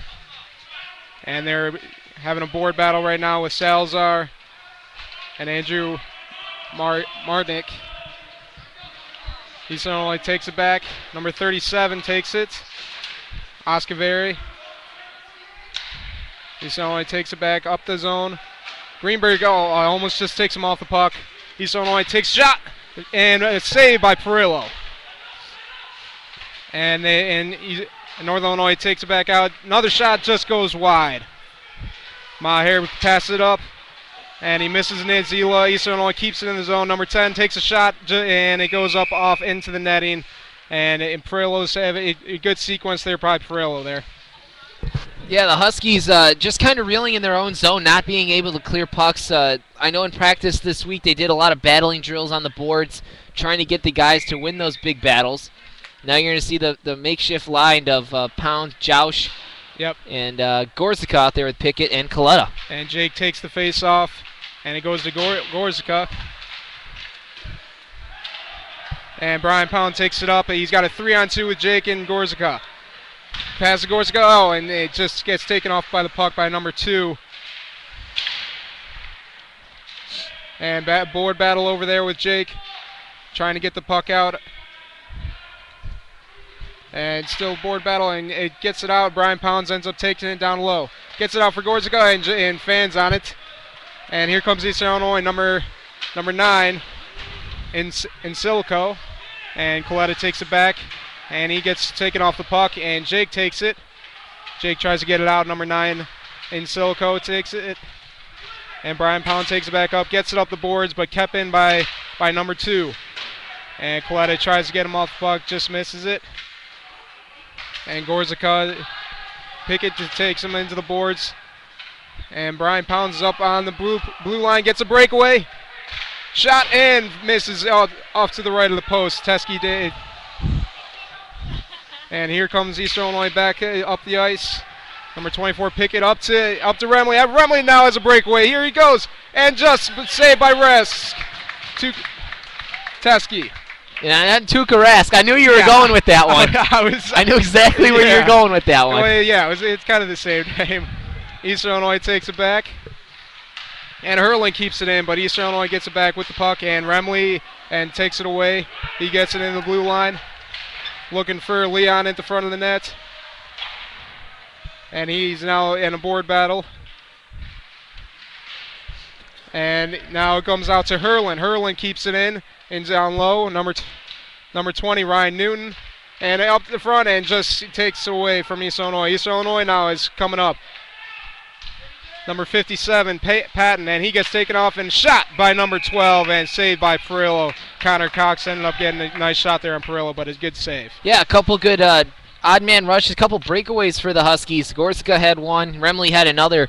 But again, Northern Illinois would have a nice rush up the ice, and the Eastern would come right back there at the 2-on-1. A couple good breakaways there by Northern Illinois. Almost got shots there on Teskey. And Skameka again using that patented hip check there, submarine hit. Yeah, he really likes that kind of hit to go. Well, when you're a small guy, you can't go high on somebody. You have to kind of go low and take their legs out. Yeah, back to the play. Brian Pounds, and he gets taken away. Hickey now up with it, looking for somebody, and he ends up falling. Kevin Schwartz now he gets taken out. Now Eastern Illinois has a 2-on-1 with Hickey. Takes a shot, and nice glove save by Perillo. And Johnny P makes a good save as the Hickey was down on a 3-on-1. Just giving you my face-off and shots. Yeah, if you want to do that, I don't know if you want to do that, but now it's going to. Yeah. But yeah, go ahead. No, I was going to say that the Huskies down 3-on-1, and Johnny makes a good save. He has not given up a lot of second and third chance opportunities. As soon as he makes the save, he covers it up and doesn't allow anything. And shot, off the crossbar from number 37. And now Bach takes it out, a 3-on-2 with Nazila and Brian Pounds. Brian Pounds takes it up through the blue line. Takes a shot off to the right. Bach takes it at the board. And now it's down low. Nazila tries to forecheck out to Schwartz. Schwartz couldn't keep it in. And Schwartz now looking for Nazila. Nazila takes it. Gets taken away by Eastern Illinois. And Salazar is now taking it up. Looking for Celico. Brian Pound takes it back. Gets taken off the puck from Salazar. And now Schwartz, and now Bach is up with it. Bach is on a 1-on-1, and I think it might have been too many men on the ice. No, it's going to be, I think, a bench minor for game misconduct, I believe, against Eastern Illinois. So we'll see who serves the penalty. Yep. And now we'll give Northern Illinois their second power play chance of the day, if it ends up being on Eastern, but we're not It quite is. sure. I mean, number 28. Okay, number 28, Joe Salazar. And it's going to be, like we said, second power play of the night for Northern Illinois. They had 5 last night, 1 for 5 last night, so it's very big for them. Remley takes the face off, and Eastern Illinois gets it out of the blue line, gets it back in. And Leon and Remley ends up running into each other. Now 24 takes it up and misses up high over Perillo. And Turbrock takes it, and now it's Sukel that takes it over to the right boards. Number 2 keeps it in for East Illinois. He takes it back, looking for his shot. And saved by Perillo. And now Insilico comes around. looking for somebody in the middle, and gets it over, and just a nice save by Perillo there off of 24. And now Nick Remley comes up with it, looking for Leon. He ends up coming in the blue line with Leon and Sukel, looking for a shot, and goes to the left, blockered away. And now Teskey covers it up, and it'll be a face-off in the offensive zone to the right. So 14:07 left in the period, 3-1 Huskies on Greenberg's goal, and Leon has 2. But the Eastern Illinois Panthers had a good cycling of the puck from down to low, had a couple guys open high in the slot. Coletta made a few nice blocks with his skate and a stick to not allow the Panthers to get any kind of scoring chance. Eastern gets it back out. LJ's trying to get back for it. Ends up getting up to Gorzica. He misses. LJ back with the puck down low. And number 13 takes it, Krughauser, and blocked in. It could be a tripping call there, but it looks like not. No tripping there. Kind of got away with that one. Jake takes it over to the right of the boards, looking for somebody. Gets it over to Herlin, and Herlin misses it, and it's out for the blue line. Gets it over to LJ. LJ up into the neutral zone to Gorsica. Number 57 sends it in, Patton. And now Herlin takes it up, and he misses, and goes out to Krughauser. And now Herlin takes it back down low, gets it over to LJ. LJ gets back to Herlin. Herlin looking for somebody. Gets it out of the blue line. And Krughauser takes it again and misses him. And Herlin's trying to get back for the puck. And a battle there in the boards. Now Eastern Illinois, number 37, gets taken away by Gorzica. Greenberg. Now LJ checks off the puck. Jake gets up for it. Number 21 takes it, forecheck. Jake looking for the shot, and just misses. Good save by Teskey there. And Greenberg ends up having a nice board battle there, and now Bach is up with it. Back to LJ. LJ cannot keep it in. All the way back down. Now Hickey's going to take it all the way back. And just noticing here, Duffy, there was no penalty time up on the board, so I'm guessing the game misconduct was a 5-minute major. Yeah. In a game, so 28, I believe, is done. Unless he comes back out, but I think it was a 10-minute major. And good save by Teskey there. Another one from a bad angle there, but got it to the goal, and Teskey made another second save there. Yeah, Bach short side shot on Teskey. Actually, Teskey stood up and caught it between his legs. Didn't quite know where the puck was, but you got to always be careful with those angle shots. And right now, if you're the Huskies, just get as many shots to net as you can on Teskey, because he's giving up rebounds and he's giving up juicy ones. And Nazila takes it and gets the shot and just misses. Bach up with it. And great save by Teskey. Teskey almost just put that into his own net as he went with the stick to wrap it around, but it almost went in his own net. Yeah, but a good sequence there by Teskey. Almost got a goal from Rob Bach. He already missed one goal by getting it taken away by him from a goalie interference from Herlin. Now up to, and number 2 takes away for East Illinois, and he's looking for and Rob Bach ends up rubbing him off. Back to Kevin Schwartz. Kevin Schwartz gets it up, and Newton takes it back down. Hickey up for Rob Bach. Rob Bach looking, and he gets it to Nuzila. Nuzila, Schwartz now takes it. Nuzila now takes it up in the neutral zone. Nuzila, and he gets checked off by East Illinois. East Illinois sends it back down into Perillo. Perillo being very careful, sticks it away. Kevin Schwartz now takes it, and Brian Pounds gets it back to Schwartz. Schwartz up to Pounds. Nuzila gets it, and now he's looking for Bach, and he gets it into the blue line. He's looking for a shot. And a nice move. And just over the crossbar on Teskey. And East Illinois sends it back around. Brian Pounds takes, and it gets taken out by East Illinois. Now back down. Hickey will take it now, and it looks like it's going to be an icing. And you can hear the fans aren't too happy about that. So 10:56 left in the period. 3-1 the score. A D3 update. They are losing 7-2. Right now, Cornier and Staffelt with the goals for Division 3. NIU D3 getting their first win last night, 8-1. Now losing 7-2. Craig started the game, gave up three goals, and then Maher came in. We mentioned that JoJo got the start last night. He got the win. We were kind of wondering why he wouldn't get the start again, or at least Jess or somebody. But Craig ends up getting another start, and now down 7-2. But now back to the play. Eastern Illinois takes it up. Number 21 forecheck and gets taken off the puck. Shot, and play is stopped. And there's going to be a penalty called here. On Coletta, I think. Yep. Ryan Coletta is going to serve a penalty here. So 21 with the hook for Eastern. Oh, it's going to be Eastern. Okay. No, both. Eastern with the Coletta with the hook, and Florchek with the slash. Okay. So yeah. So two minors on both teams, and it looks like it's going to should be on 4-on-4 here. And like we said, Leon and Sukel and these faster guys love these 4-on-4s, and so do we as announcers love the 4-on-4s because it's much faster, not as much checking, much faster, gets it up into the zone a lot quicker. And it's going to be Sukel, Leon at the forwards, and Hickey and Pickett at the defense. And Eastern Illinois, it's going to be Shannon, Patton at the offense, and they get it up. And Leon now has a nice little breakaway. Sukel's trying to get up for him. Leon takes a shot. Oh, just misses off the left post. And Sukel now gets taken off the puck. Leon looking for Hickey. Hickey misses it, and now Pickett's got to get back down. And Pickett's going to take it from Perillo. Pickett looking for Pickett gets it up all the way to Leon. Leon checks it all the way down for Teskey. Nice forecheck by Leon there.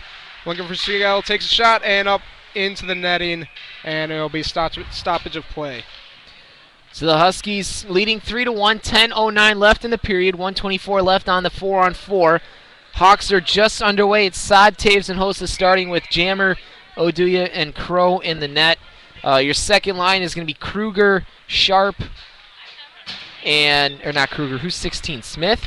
No, that's Kruger. Number 16. Kruger, okay. That's Kruger, yeah. Kruger, Sharp, and Kane, Bickle, Shaw, and Morin. And then Bolig's on the bottom line with, I think, the new guy, with the new kids, Morin and Mills. Yep. And back to the play, and Northern Illinois takes it. Hurling up for Greenberg. Greenberg looking. He gets it over for Hickey. And number 37. Yeah, it's going to be a penalty on Northern Illinois on a slash. I think it's going to be Remley. Number 37, Glenn Azaverk. Askaveric, yeah, I'm sorry. I'm having trouble with these names. Askaveric, it looks like he was a little hurt there from the slash. It's going to be a 4-on-3. 4-on-3, yeah, here for about a minute.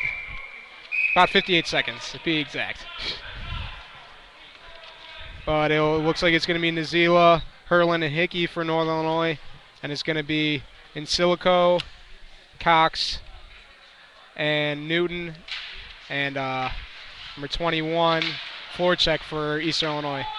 Florchek looking, takes a shot, and into the glove of Perillo. Nice save by Perillo there. Having another nice period here with a couple good saves. Yeah, 4-on-3 here for another 50 seconds. And with the 4-on-3, there's so much more ice that the attacking team with the advantage right now, Eastern, can move the puck kind of wherever they want and get the shot that they want. Like people always say, your goalie is your best penalty killer. If your goalie makes good saves, then your penalty kill could be pretty good.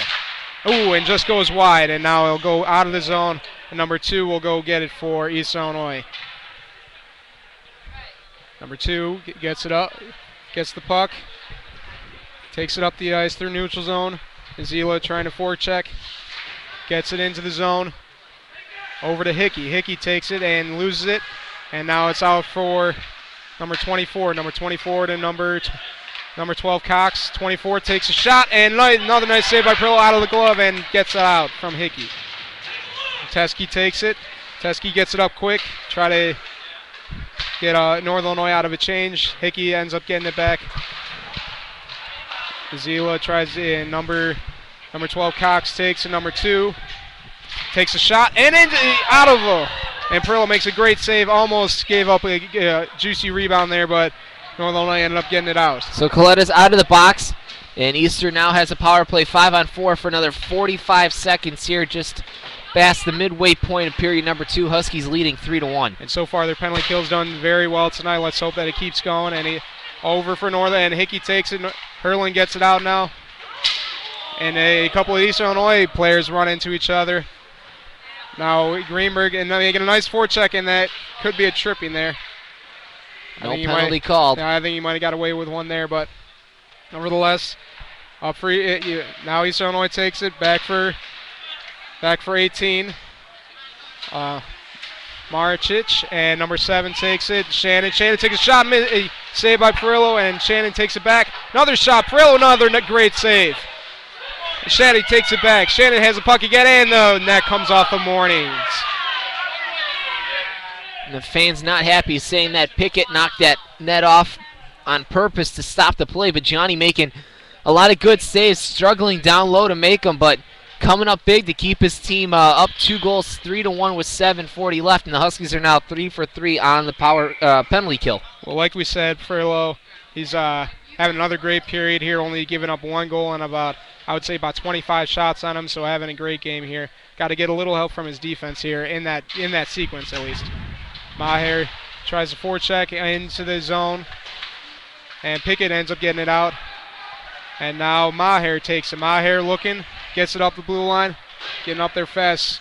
Teskey rings it around the boards. East Illinois takes it. Number 24 takes it up the boards. Like we said, we don't have all the names of the numbers, but we'll try to do our best. At least I'll try to do my best because I don't know a lot of the names already. And now number 24 misses, and now it's Maher taking up with Jake. And now it could be a 3-on-2 if Corsica hurries, and in for Jake takes it. Over for Corsica, and nice save by Teskey there. Teskey another shot, and Corsica another nice save by Teskey. Again, Corsica getting a couple good shots there, but Teskey now is denying him tonight. Yeah, definitely a more evenly matched second period, still 3-1 goals.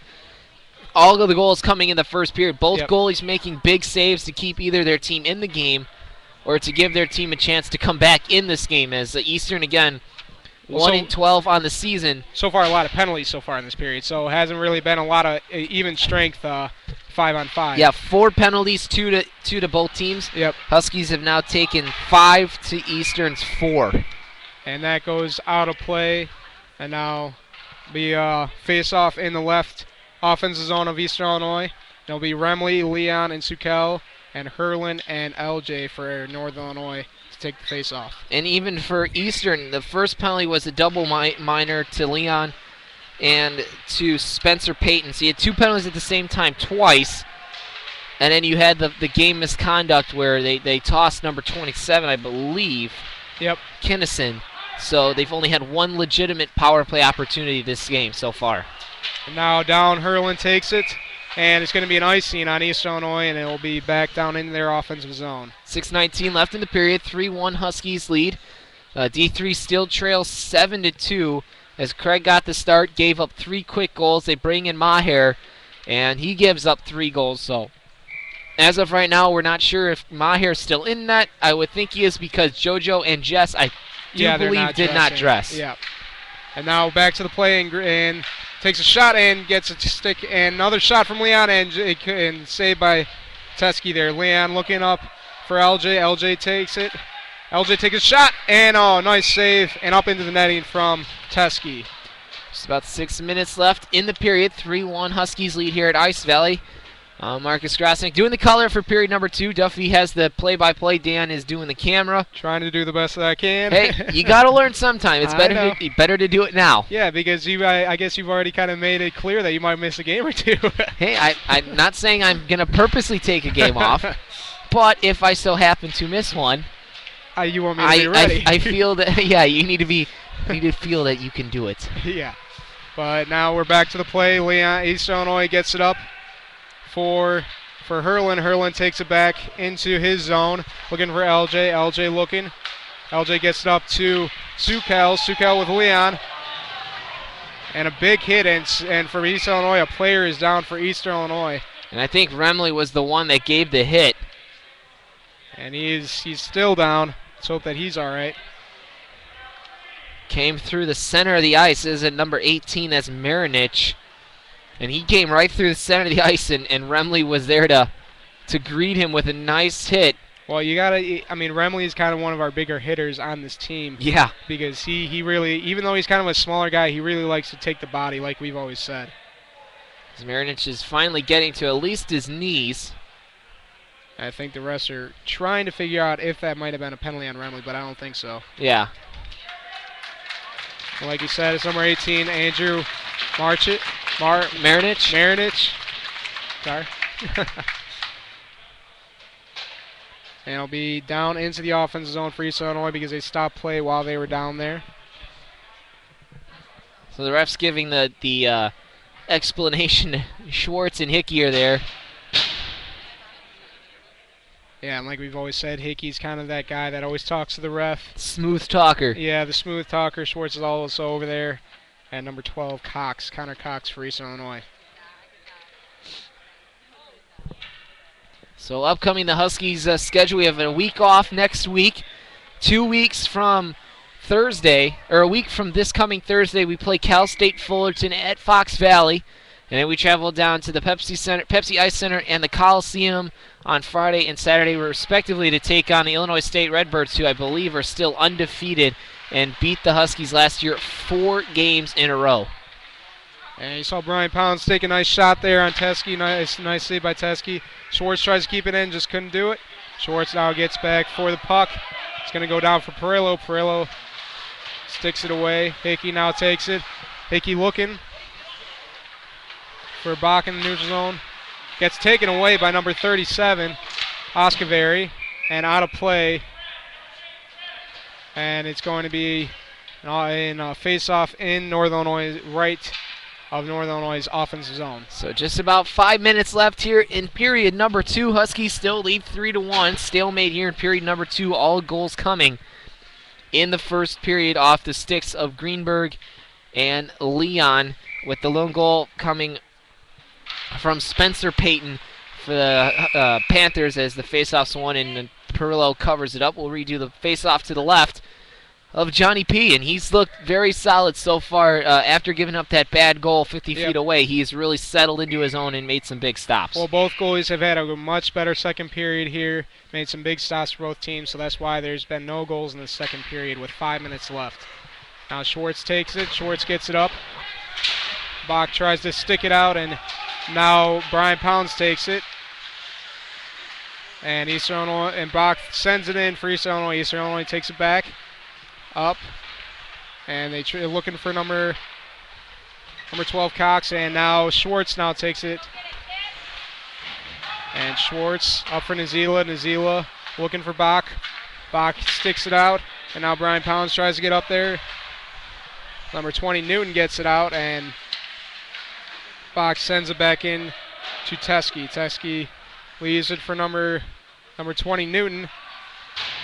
Newton gets it up for number 24 for East Illinois. Leaves it for Insilico, number 24, and it got taken off by Bach. So I think Nedzila is going to go off for a hook. So that would be East Illinois' I think 4th power play of today. Yep. And Northern Illinois so far has killed off all the penalties today. So doing much better on the penalty kill tonight than they did last night. They gave up a power play goal last night. That's how they got their goal last night. So doing much better here. It's going to be Hickey, Schwartz, Remley, and Greenberg for the penalty killers. Remley ends up taking it. Another nice hit on number 24. Ryan Silico takes it. Remley takes it back. And Hickey looking to ring it around the boards to get it out. And 13, Krughauser keeps it in and gets it out. And now number 21, Forcheck gets it back down at the other end of the ice. Forcheck looking for number 24. Gets it up the ice. And 24 sends it in. Now Hickey is going to get the puck, just sticks it away. And in a board battle there, and gets it out to 24, just misses to the right. And 21 takes it. Now 21 takes a pass it over for number 13. Krughauser takes a shot. Nice stop by Perillo. Greenberg gets it out. Remley chasing for the puck. Patesky's going to take it. Looking for a saucer pass. Number 37, Salzar. Number 12 gets over it for Forcheck. Forcheck looking for a shot. Number 2 takes it. Gets it over for number 12, Cox. Cox gets it back to number 2. 2 passes it over her 21 forecheck, Remley. Ends up, and number 12 will take it. Schwartz gets it around the boards, and forecheck back with the puck. And they take a shot, and a goal in East Illinois by tipping under the pads of Perillo. First goal of the period for either team. It looks like it's going to be by number 37, Glenn Askeberry. And I think the assist is going to go to number 12, Connor Cox, as the shot came from the point. Cox with the shot, Askeberry with the tip.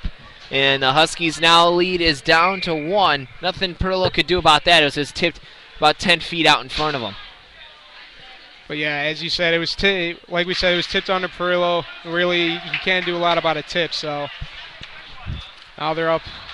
Now it takes back by North Illinois. Jake takes it, looking for Maher. Maher looking in the middle, and it gets sticked up, and now Jake takes it back. East Illinois takes it back up, and Coletta rubs him off the puck. Herlin now takes it over for Maher. Maher looking, gets taken off the puck. Jake serves up a nice hit. And now Herlin up with Gorzica.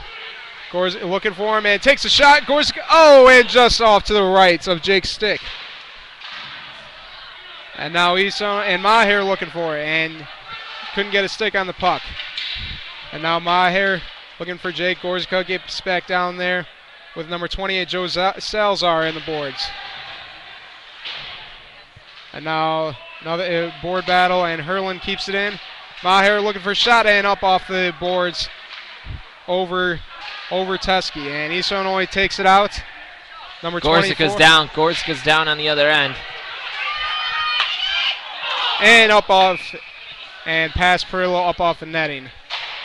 Some of the fans still concerned. I didn't see who Jake hit, but Jake is a big boy. I mean, at 6'4", 270. I mean, the kid's a monster coming at you on the ice. And when he's at forward and he's on in the forecheck, you better keep your head up. Oh, yeah, because he's one of our biggest hitters. Even though he's only on the fourth line, doesn't get to see a lot of ice time, you still expect him to hit a lot. And with 1:15 left, East Illinois is the only one that's gotten a goal in this period. 3-2 right now, North Illinois. Nice stop by Perillo. Now Schwartz takes it behind the net. Up for Sukel. Sukel gets taken into the boards. 1 minute left in the period. It's 3-2 North Illinois. Leon gets over. And now into the boards and number 9. Trying to keep it in there in Silico. Silico looking for number 24. Couldn't get a shot. Now shot and a goal by number 21, Mike Forchek. Nice shot from the blue line there by Forchek, and Perillo just couldn't get a glove on it. So just like that, two late goals here by Eastern, and everything is tied up at 3 apiece. And that's scored by Florchek. I believe if the stats are right from the website, I believe that's his first point and first goal of the season, with about 19:15 left in the period. Now it's tied here 3-3 with 40 seconds left in the second period. East Illinois fans very happy with that goal. They got very excited. Now number 2 takes it. Box trying to rub him off. Looking for number 7, Shannon. Shannon gets it up, and now taken by Herlin. Herlin for North Illinois gets it up for Bach. Bach takes him off the puck. Pickett now back with Herlin. Back behind the net. Pickett up. Gets it up, and number 28 takes it away. Joe Salzar. And it's going to be an offsides from East Illinois. It's going to be a face-off to the right outside the blue line. Hawks are losing 1-0 on a power play goal by Zach Prize off the shot from Ryan Suter. So the Hawks trail 1-0 in first period action with 7:17 left in the period. As we said, the Hawks right now I think are 5th or 6th in the conference. Yep. Behind I think first place is right now Colorado. If back to the play, get taken away by Herlin, and it's going to be the period. So after 40 minutes of play, the Huskies and Panthers all tied up at 3 goals apiece with 2 late goals by Florchek and Oskaveric. And we are right where we left, right where we began the game 40 minutes ago. Both teams tied up. Duffy, good job for your first 20 minutes of play-by-play there. It's a work in progress. I didn't think it was that good, but yeah, I'm working at it. Well, let's go over, what were your 3 keys? You tell me your keys, and I think I'll tell you how they did. Well, my keys, again, my first key was Perillo, having a good game in his first start. He was having a good game. He gave up those 2 goals, pretty hard goals to stop there from the point and a tip in there. Yeah. And then the second key, guys have to step up, get some goals here. The only guys that have scored that are Leon and Greenberg are kind of your stars. Only 3 goals so far. They had 8 last night, so far they haven't stepped up like I hoped that they would.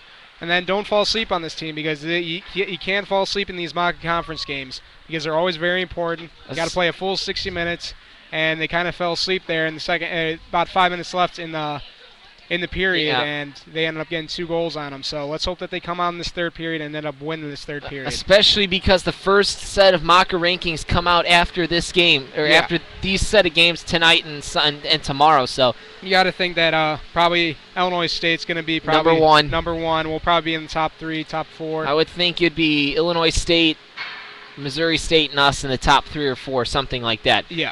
Coming up in the second intermission report, we'll go over period number 2. Look forward to period 3. Look at some of the AHL and NHL scoreboard. Look at the upcoming schedule. And have third period action from Ice Valley and Kankakee, Illinois. After 40 minutes of play, Huskies and Panthers all tied up at 3 goals apiece. You're listening to the Huskies intermission report here on the NIU Huskies Hockey Radio Network. I want to be a new pair of blue jeans. When I grow up, I want to be a kid's first computer. I want to be a warm place on a I cold want to be day. a football I want to be a stadium. bike that races around the country. I want to be a bench on a forest trail. When I grow up, I don't want to be a piece of garbage. And if you recycle me, I won't be. Give your garbage another life. Recycle. Learn how at iwanttoberecycled.org. Brought to you by Keep America Beautiful and the Ad Council.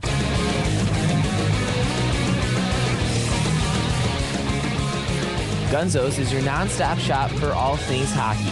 Gunzo's carries all major brands such as Bauer, Easton, Reebok, Nike, CCM, and Ward. Gunzo's caters to not only players, but to teams as well, with the ability to take team orders.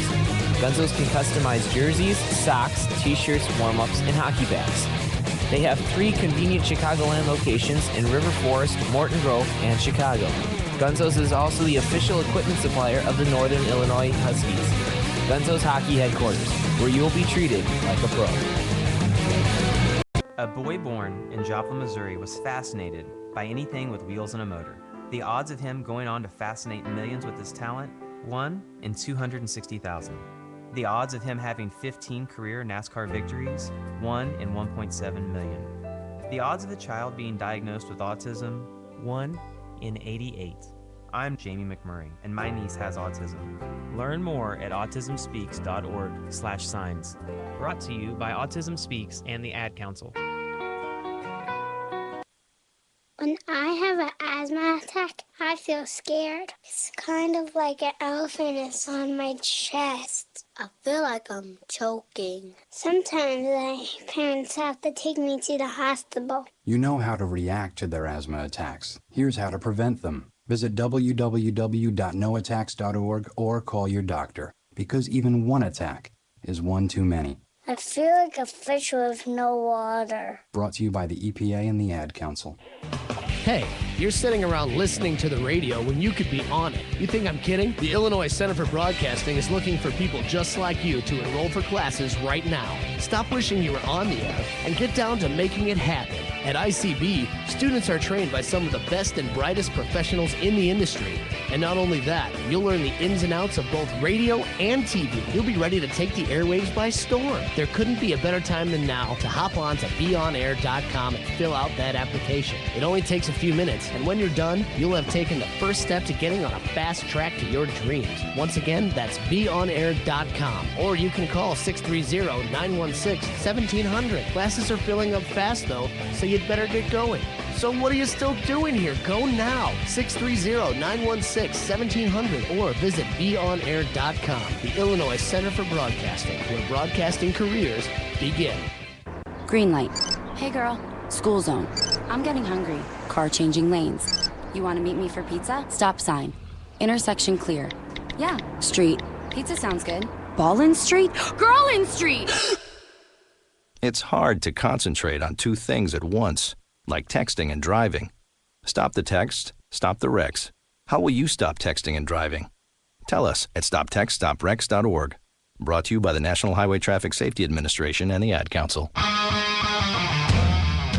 Let's send it back to Stephen and Marcus on the NIU Huskies Hockey Radio Network. And we're back here on the NIU Huskies Hockey Radio Network for second intermission report. Huskies and Panthers are tied at 3 goals apiece on 2 late goals by the Panthers, number 37, Oskaveric, and Mike Florchek.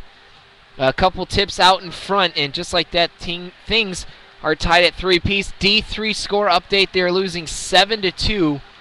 Craig got the start, gave up 3 goals, and then Maher came in and is in relief of him with Jess and JoJo not dressing. So a lot of things to work out there on D3. But we're here at D2, so good about, I would say, 10 minutes, 15 minutes of that period, and then the Panthers just came out strong the last 5. Yeah, like I said, I think the Huskies kind of fell asleep there in the last 5 minutes there, and that's why they got 2 goals on Perillo. But I didn't get to really call any goals for the Huskies. I was hoping to do like the soccer guys do, goal. Yeah. They got to do like that, but yeah, no goals for the Huskies in that period. Now it's tied 3-3. Let's hope that they come on this third period and play much better and win this third period. Because so far I think it's been the first period was, again, if it was a boxing match, we kind of like doing that. At least I do. If it was a boxing match, I would say the first period goes to NIU, and then that second period goes to East Illinois. So, so it's been kind of a tight match, and let's hope that the Huskies come out in the third period and have a great period. Well, you have the NCAA football top 25 scores. Why don't you go ahead and let the people know how the football teams are doing today? Okay, well, the games right now that are playing is Oregon against UCLA, number 3rd ranked against number 12 ranked. It's tied 14-14 at halftime. Baylor playing against Kansas right now in the second quarter, up 38-0. That big offense of Baylor. Mizzou is now ranked number 5 after the 2 big wins against ranked teams. Against South Carolina, they're up 14-0. LSU playing against some team I don't know. LSU's playing against and they're winning 20-16. They're ranked number 13. And Auburn's playing again today with 12 minutes left in the second. They're up 28-0, ranked number 11. Ohio State also playing right now, ranked number 4, only up 7-0 on Penn State so far, about 5 minutes into the game. Fresno State's playing San Diego State tonight. They're ranked number 17. Stanford against Oregon State. Louisville versus South Florida. They beat them today 34-3. Oklahoma State won 58-27 against Iowa State. UCF won against Kentucky, ranked number 23, won 62-17. Minnesota beat Nebraska, number 24 ranked, and that was a big win for Minnesota, winning 34-23. Miami won against Wake, ranked number 7, 24-21. Texas A&M 56-24. Duke beat Virginia Tech. Virginia Tech was ranked number 14 before the loss. They lost 13-10, so big win for Duke there. Alabama won against Tennessee 45-10. Florida State, now ranked number 2 in the country, won against NC State 49-17. Your NIU Huskies won 59-20, I think, against Eastern Michigan. And Clemson beat Maryland 40-27. And the last game, which was probably the biggest game of the weekend, 2 big ranked team, Oklahoma ranked number 15 against Texas Tech, number 10, and Oklahoma won 38-30 on Fox. So big games this weekend, and and a lot of NIU and won big time. So and also U of I lost 42-3. In case you're a U of I fan, and so did Northwestern, lost 17-10 to Iowa. So if you are kind of fans of that, and then Notre Dame won 45-10. Now time for the NHL scoreboard. One game in the books already. Phoenix beats Edmonton 5-4. Goals for Phoenix: Ekman Larsson, Yandel, and then David Schlemko, Michael Stone, and Martin Hansel. Schlemko, Stone, Yandel, and Ekman Larsson. Games going on right now. New Jersey losing 3-1 to Boston. Goals by Torrey Krug, Jerome McGinley, and Milan Lucic. Toronto, Pittsburgh tied up at 1 apiece with Chris Letang and Dave Bolin getting goals. A shorthand goal for Boley for the Maple Leafs. San Jose leads 1-0. Logan Couture getting his 5th goal on the power play to give the Sharks a 1-0 lead over Montreal. Detroit leads 1-0 on Drew Miller's first goal of the season. Tampa Bay, Buffalo tied at 1 goal apiece. Brian Flynn scoring for Buffalo and Tyler Johnson on the power play for Tampa Bay. That is all knotted up at 1 apiece with about 3 minutes left in period number 2. Philadelphia winning 3-2 over the Islanders. Vincent Lecavalier, Jakub Voracek, and Vincent Lecavalier with 2 goals. Voracek with a goal, giving the Flyers a 3-2 lead. Kyle Akaposo and Franz Nielsen scoring for the Islanders. Winnipeg up 1-0. Evander Kane scoring his 6th goal of the season. Hawks down 1-0. Power play goal by Zach Parise. St. Louis up 1-0 on Alex Steen's 9th goal on the power play. And then the late game tonight is Washington at Calgary. So that is the NHL scoreboard update. And one note we want to pass along. Get better to Anthony Cantillo. He is out indefinitely with a concussion. We're looking at this sheet, and I'm thinking to myself, why haven't we seen Cantillo yet tonight? Yep. And he is out indefinitely. Poor guy's 2nd concussion in 2 years since transferring to Northern Illinois. So hopefully he gets better and can travel with the team, at least still support us. I know he does back home, but I know he'd much rather be out on the ice with these guys helping them win a national title.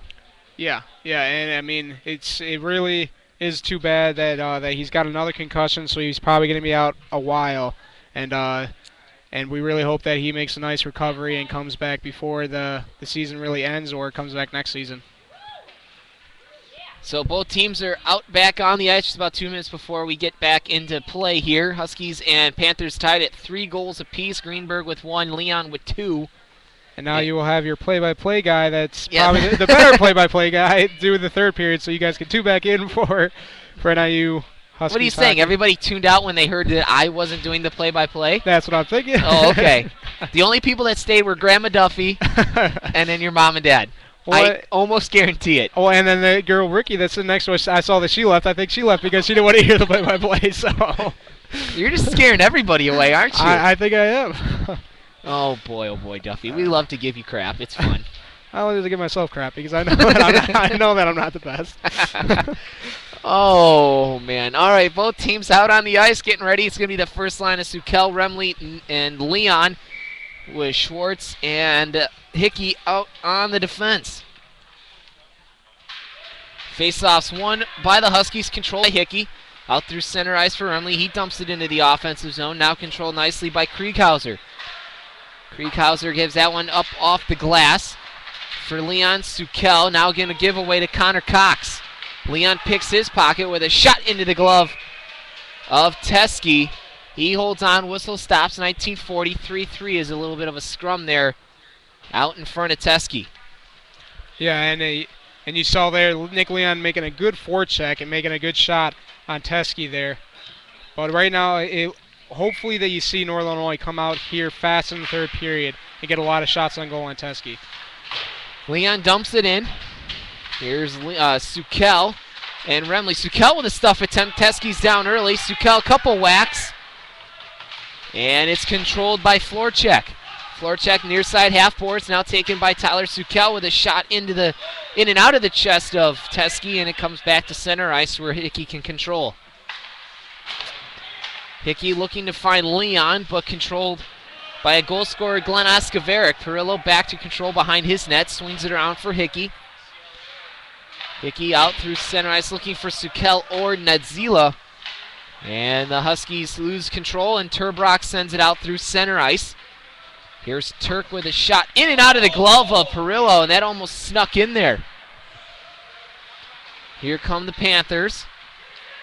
And a shot comes, and Perillo pads that one away. Hickey gloves it out of midair. That's going to be a hand pass on Troy.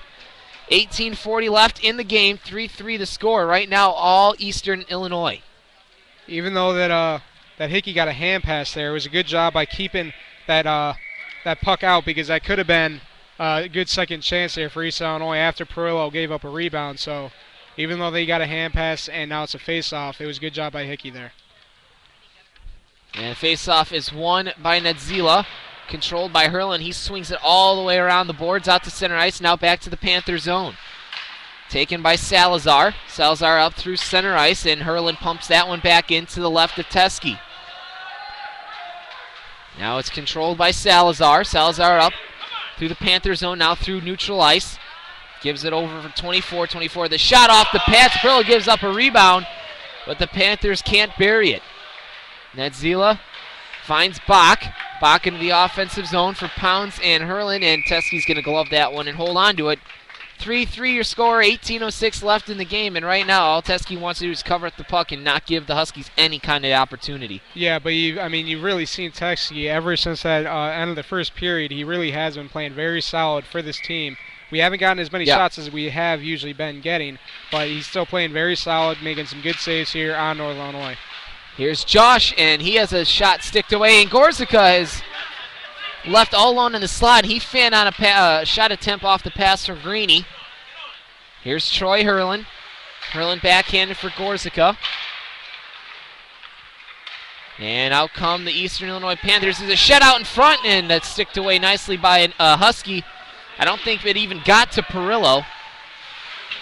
Greeny goes sliding down, and the puck comes out. Here comes a 2-on-1. It's Shannon and Spencer Payton. Shannon comes in, and he can't finally score. Shannon had the shot, actually the pass. Shannon had the puck skip away from his stick, and Payton was there to clean up the garbage, and the Huskies trail for the second time this game. And it's going to be Payton's second goal of this game. You saw LJ, he was trying to get down to get the passing lane out, but you just saw Shannon get by him right there with number 57, Patton, with the 2-on-1, and just got by LJ, making a nice pass over for him and making a great shot on Perillo. So just like that, the Huskies now trail 4-3 with just about 17 minutes left in the game. Leon sticks it down for Sukel and now gives it over for Coletta. He dumps it in the offensive zone to the right of Teskey. Controlled by Krieghauser. Krieghauser trying to give it up, but sticked away by Remley. Centering attempt for Leon. He gets taken down, and no penalty call. Out comes Turk. Turk skates into the offensive zone, now picked up by Askaveric. Askaveric has a shot, and it blocked away by Perillo. And Perillo looked like he was going to go down. And it's going to be a penalty on Brian Pickett with a slash. So not what you want to do if you're Brian Pickett. Giving up a go-ahead goal. Now he's going to put his team on the penalty kill. Yeah, and now that, after just giving up a goal, not a smart penalty like you said. You can't take dumb penalties like that when you're down a goal. Let's hope that they get a shorthanded goal here, or at least stop them, because they need to stay in this game. Because remember, I think Northern Illinois in this year, they've gotten a lot of shorthanded goals. They've gotten about, 5 or 6 shorthanded goals, which is more than usual. And that's why I'm saying that they might need to get a shorthanded goal here. Yeah, face-off's controlled by Eastern Illinois. Here's a shot that just goes wide on Perillo. Eastern controls. Askaveric out to the point for Florchek. Florchek give and go with Shannon. Florchek regains possession. Nedzila controls now, but not out. And the puck gets dumped back into the left of Perillo where Hickey's there. Hickey can't get it up over the up off the glass to clear the zone. Nedzila's there battling with Shannon. Now taken by Hickey. Give away to number 24. Now here's Cox. Cox stuff attempt. Here comes a shot from Turk with a shot, and it goes wide. Just hummed that one up over the corner of the top left in crossbar. And a stuff attempt, and that one is turned away by Perillo. Eastern doing a good job. 1:13 left on the man advantage. 15:55 left in the game, and finally the Huskies cleared out to just center ice. And Nedzila takes Turk down. Looked like a trip, but no penalty called. And the Huskies finally cleared down 100 feet. And they get a change. Puck comes out through center ice. Turk has it. Here is Kevin Schwartz. Now gives it over for Coletta, and he sends it all the way down the length of the ice. Shot on goal from his own zone. 40 left on the power play. 15:20 left in the game. Huskies trail for the second time, 4-3. Here's Ron Coletta, near side half boards. Now down in the corner is Remley. Remley gets there. Eastern swings that one. Puck Marinich to the far side corner. And Sukel clears the zone. Out comes Steven Krieghauser. Giveaway by Sukel. Sukel skates into the offensive zone, trying to still buy more time. Remley gets taken down. It slides in. Here's Coletta sticked away. Remley backhand pass in behind Teskey, and that's going to do it. The Huskies are now 5 for 5 on the penalty kill. Yeah, like we said, their penalty kill has been much better tonight. Gave up a power play goal last night, so that's what they really needed there after giving up a go-ahead goal, and they needed a penalty kill there. Comes up is Oskaveric as a shot that just goes over Perillo's head, and the puck finds its way out to neutral ice. Now taken over by Newton. Newton sends it into the offensive zone, looking for Insalco. And he sends it over for 24 in the near side corner boards. Now he comes out behind Johnny Perillo, switches, shoot scores. Turbach set up by number 24. And just like that, the Huskies now trail by 2, 5-3. Yeah, you just saw East Illinois there getting the slot really easily. Nazila didn't come down to help out, and he was wide open right in the slot, and Perillo really couldn't do anything about it. Just right over his glove and into the net, and now they're up 5-3 in this third period with 6 minutes into the third, and with about 14:05 left. I would have thought Coach Ronaldo would have taken his time out there, giving up 2 goals now in the last 3 minutes to kind of calm his guys down and give Johnny a little bit of a rest here. But they play on. Here's 24, gives away for Pounds. Now for Herlin for Bach. Bach finds Nedzila. Nedzila has a shot sticked away nicely by Florchek out in the middle of the ice. Here's Sukel, and Sukel has Skimega has a giveaway shoot. Glove saved by Perillo! Oh, one-on-one with Inselco. Point to Perillo. Whoa, what a save by Perillo, like you said. I mean, I thought he had him beat, but Perillo really showed his glove there. LJ just gave up a really bad turnover, and it ended up being a nice breakaway for East Illinois. He's in all alone from the blue line in, and Skimeka just couldn't handle that. He could handle the bouncing puck, just had a giveaway. Yeah. Here's Maher, Greenberg, and Joush out there now. Joush has it, and that's going to be a whistle. And it's actually an offsides play on the Huskies. 13:21 left in the game. Huskies trail 5-3 here in period number 3. Yeah, so far the Huskies have come out really slow here in this third period like they did in the first period, and just not having a good period, and you can see it right now. 5-3 Eastern Illinois. Here's Turbach for Peyton, and Peyton sends that one just past the blocker of Perillo, and you can see Eastern is really taking the hitting to another level as Joush gives a nice little jolt there to Shannon. Now over for Salazar. Salazar up through neutral ice in the offensive zone. No icing as the shot was right on Perillo. He has to play it. Now here's Turk. Turk gets it into the offensive zone, taken by Peyton, where he meets Schwartz in the far side corner boards. They battle there. Schwartz and Joush and Maher. Finally, Turk wins the puck. Here's a shot, and Perillo doesn't know where it is. He snow angels. And it's going to be goaltend. And it's actually going to be a goal. Are they saying it's a goal? I thought they were saying it's a goaltender interference. I saw that play. I saw his hands go up. It's going to be interference, I think.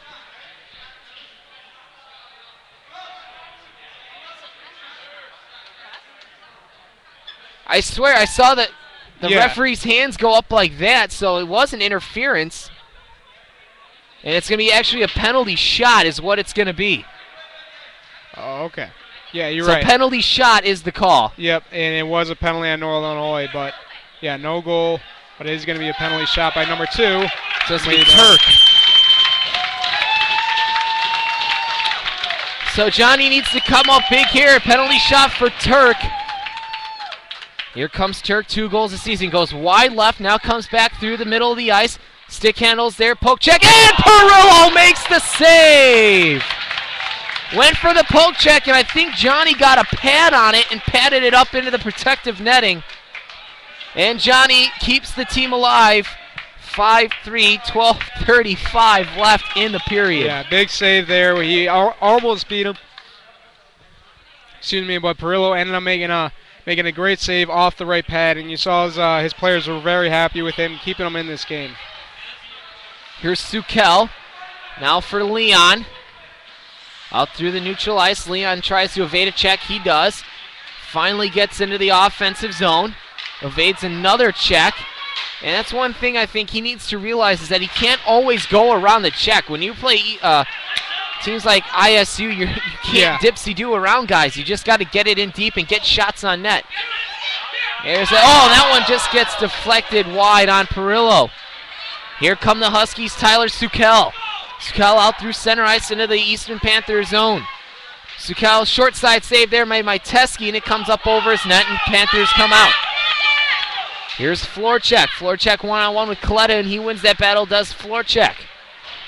Puck goes around for Herlin. Herlin gets it to Leon. Leon can't get it out. Now he does to center ice for Tyler Sukel, and actually goes up off the referee. And the Huskies can't control. Here's Turk. Turk comes out through center ice back into the Husky zone where Coletta is going to meet him in the far side corner boards. Now taken by Inselko. Box sticked out of midair there by Turk. Here's Troy Herlin. 11:15 left in the game. Down 5-3 are the Huskies. Ned Zila for Pounds. Pounds fans on the pass, almost a giveaway, but Ned Zila's there to control. He comes into the zone. Here's Bach. Now Pounds, and a good stick there by the Panthers to take away the shooting lanes. And that should be icing. It is. 10:52 left in the game. Huskies down 5-3. You know, you made a good point. Their partner, like with Nick Leon, some of these guys, they got to learn that you can't do, like he said, around players. And they learned that last weekend with Florida Gulf Coast, that they really could not get into their zone by just kind of out sprinting them. You gotta make good passes. You gotta get it up quick. Here's a big save by Teske. Rebound controlled by Turk. And a giveaway, and that's going to be an offsides play as Hickey tried to keep it in. 10:42 left in the game. 5-3 the score. Yeah, Hickey almost kept it in there, but just couldn't quite do it. And now it's going to be Schwartz, Nazila, and Bach, their second line kind of today, and with Schwartz and Hickey at the defense. Yeah. Face off in the neutral ice.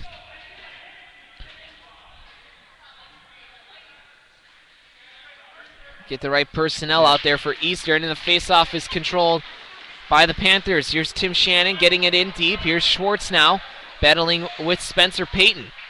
Schwartz wins the puck near side corner boards.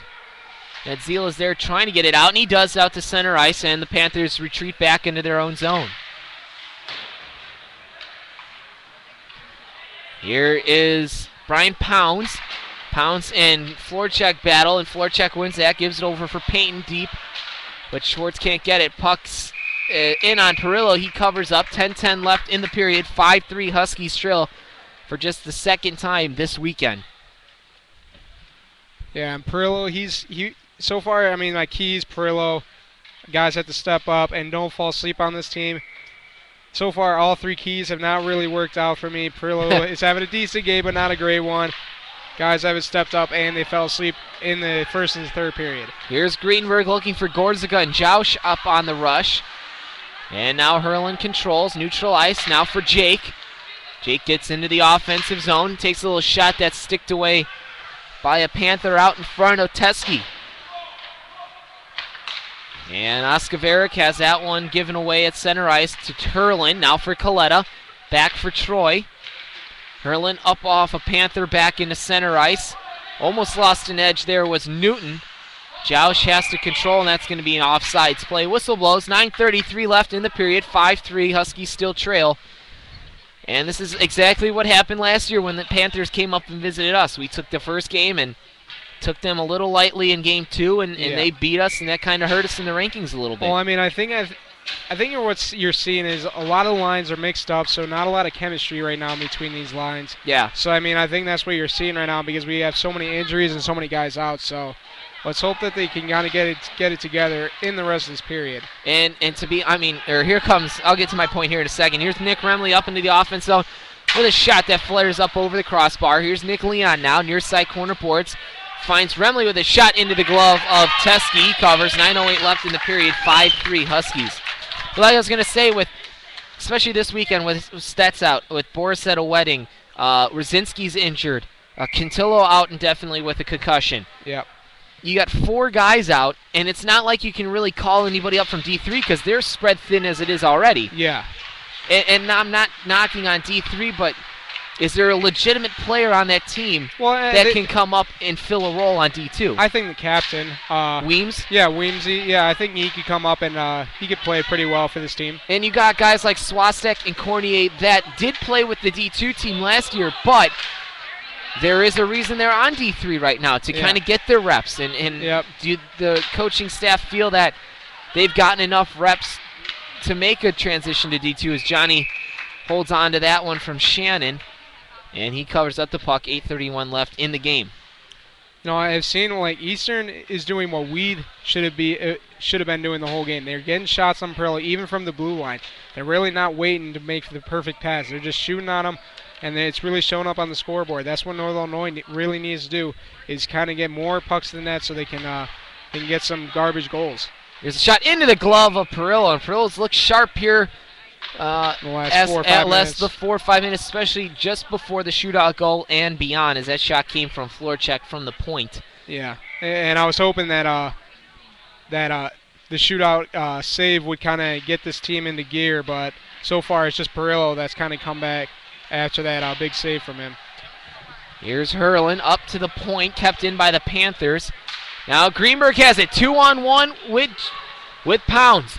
Pounds looking for Greenberg. Pounds gives over for Greeny, and he has the puck escape him right in front. Back come the Panthers. Here comes Marinich. He sends it in on Schwartz. Marinich wins the puck.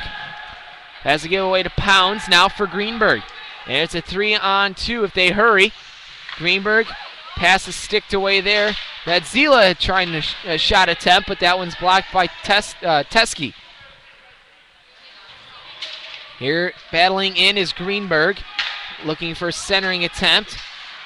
Now by Hurlin. Here's Hurlin with some time. Shoots just wide on Nedzila, or on Teskey, as Nedzila was there on the near side boards looking for a rebound. Here's Hurlin.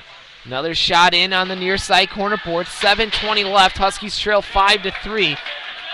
I think they need to get at least one here to really think about pulling the goalie. Yeah.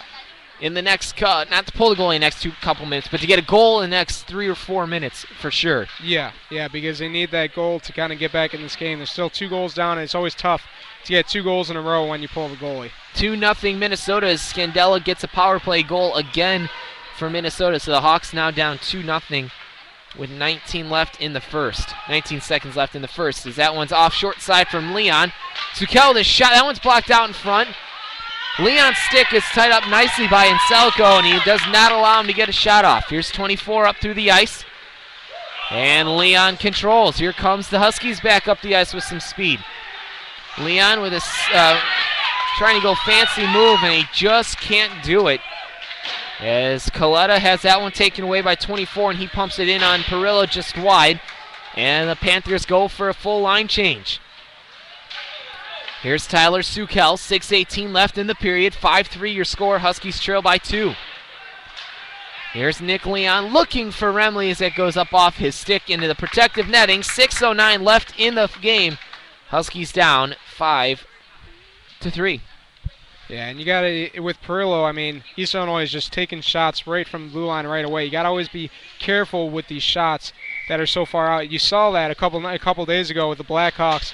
And was it? They were playing against Ben Bishop and Tampa Bay. Yeah, Tampa Bay, and they landed that 5th goal. I'm not sure if you saw it. It was a really bad 5th goal, and you always got to be careful with those. Puck gets dumped in behind Perillo, controlled by Hurlin. Now for Gorzica. He battles with Shannon in the offensive zone. Now here's the giveaway to Florchek.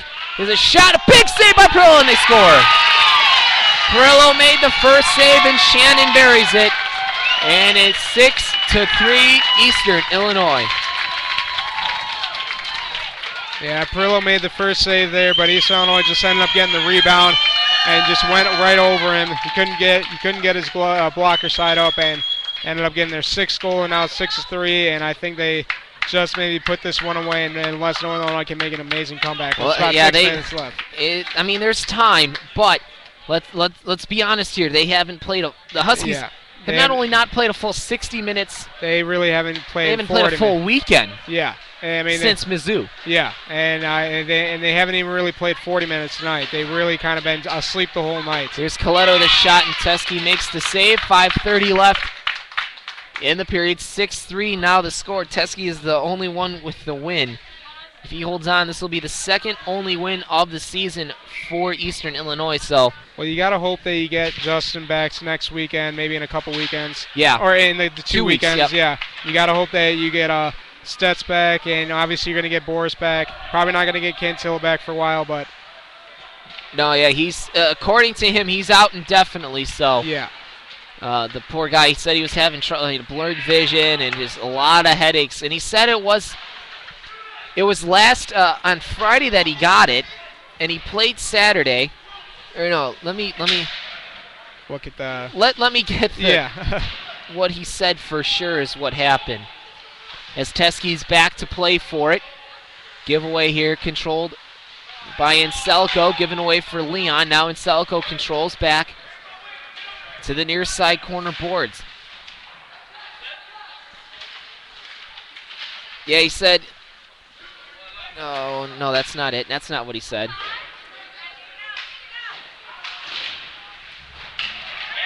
And the Huskies come out, and there's going to be a big hit there and a penalty coming up on the Huskies, I believe.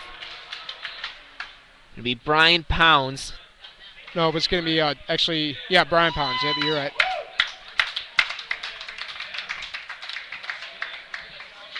Yeah, he said he's been having migraines since Wednesday.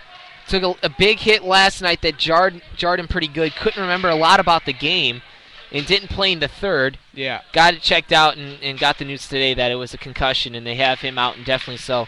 Yeah, you got to always be careful with those concussions in the NFL and the hockey, because they are really being careful with those now.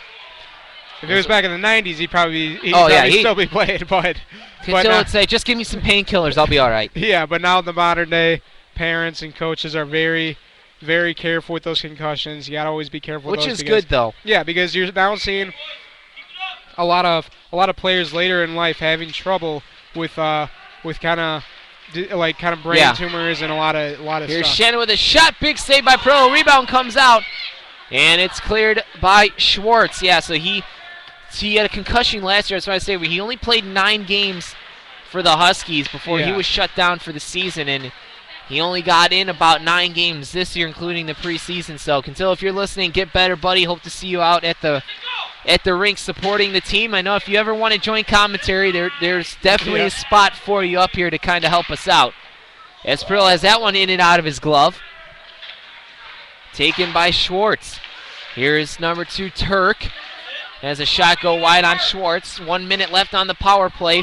3:30 left in the game. Puck comes out through the blue paint. Controlled by 24. He swings with it. Comes out in front. Now taken by Florchek. Florchek down for 24. They play catch on the boards, and that one just gets out of the zone, and the Huskies can regroup. Here's Mark Greenberg.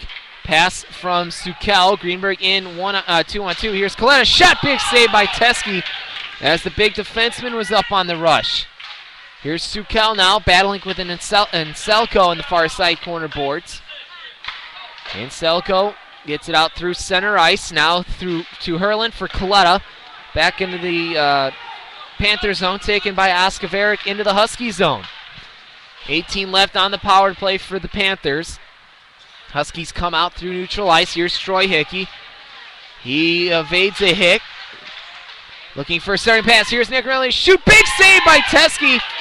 And Leon gets chopped out in front by Teskey. And no penalty call. Here's Anselco for Turbrock, but Hickey breaks up the pass there. Turbrock sends it in. That's going to do it for the penalty kill. The big spot for the Huskies, though, tonight. They are 6 for 6 on the penalty kill. That's the bright side tonight, that their penalty kill is playing great tonight. Puck goes just wide off the stick of Leon. Out to neutral ice for Coletta. That one comes out into the near side half boards. Down in the corner for Leon. Now out into the Panther zone. He skates in, and Bach has it. Here's a shot. Score! And Nick Leon scores. He has the hat trick, and Teskey gives a few pushes and shoves. And Leon scores his third goal of the season.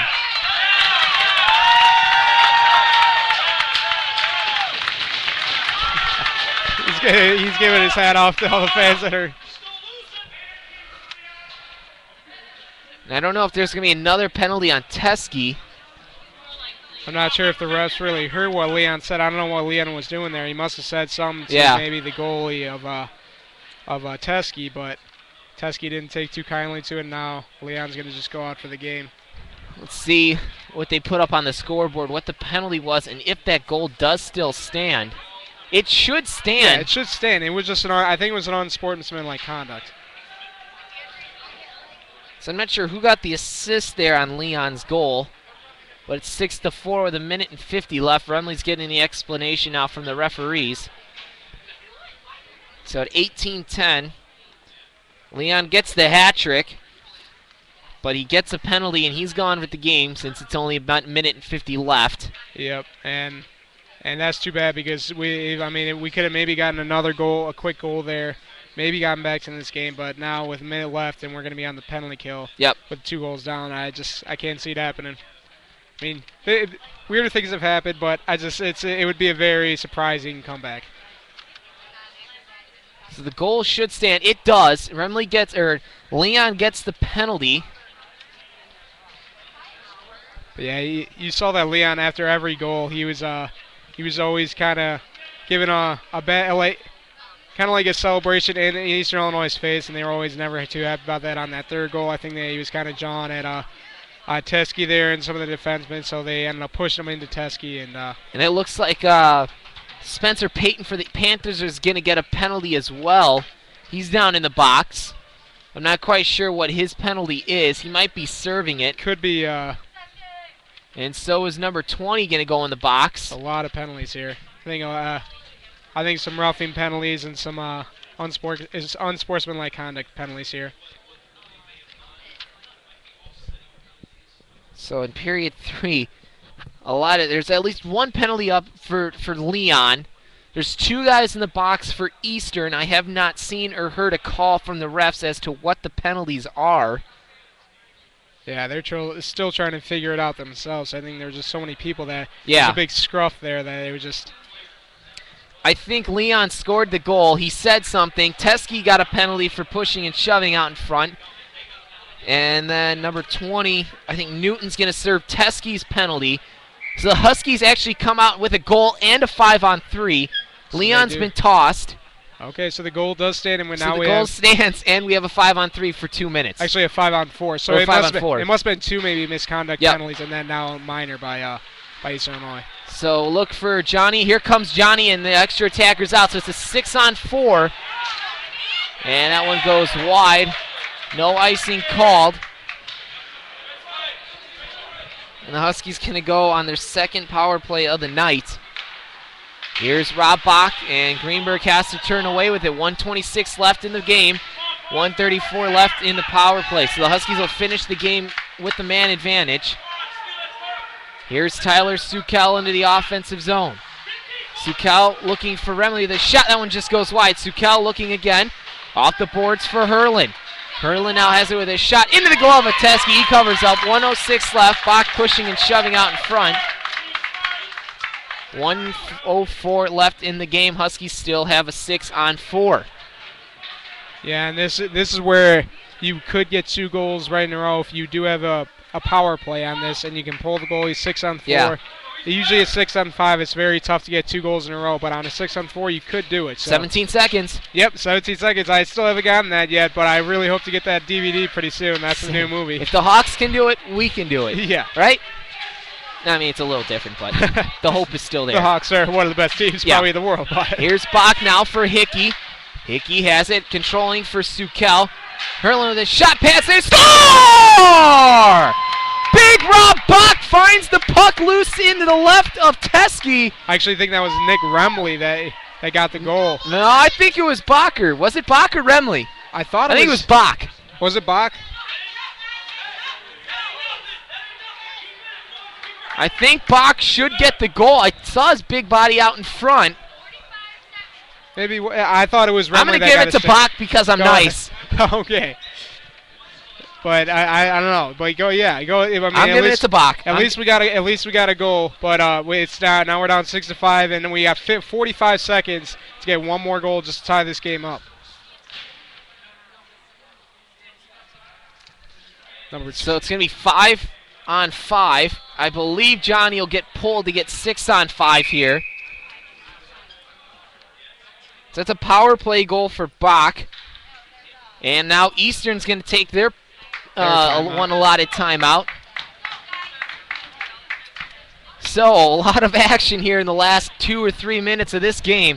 Yeah. Leon scores first, then he gets a penalty and tossed. Huskies go 6-on-4. Bach gets a goal to make it 6-5. And now there's 45.5 seconds left in the game, and the Huskies now only trail by 1. Probably going to pull. Obviously, they're going to pull Perillo again. Like you said, get a 6-on-5 and try to get this final goal to tie this game up before the end of the game. So if you're the Huskies, just win the faceoff. Get your stars out there. Get the top line.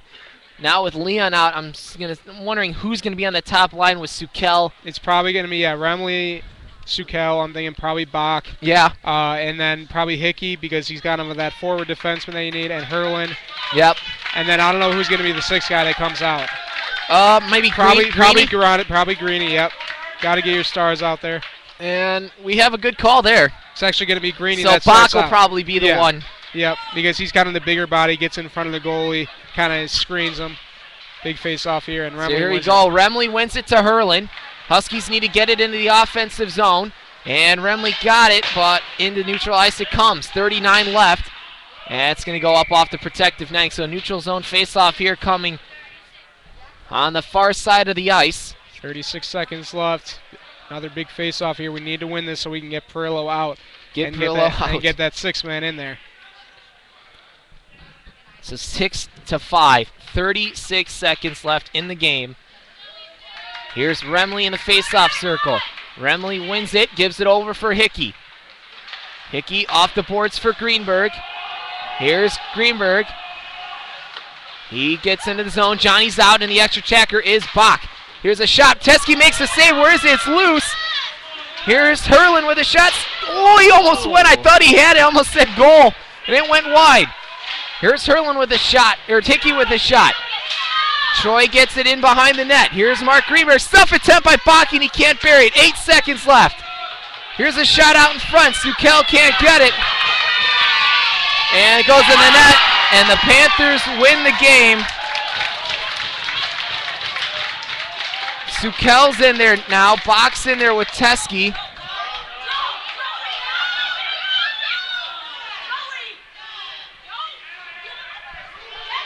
Bach is getting a face wash.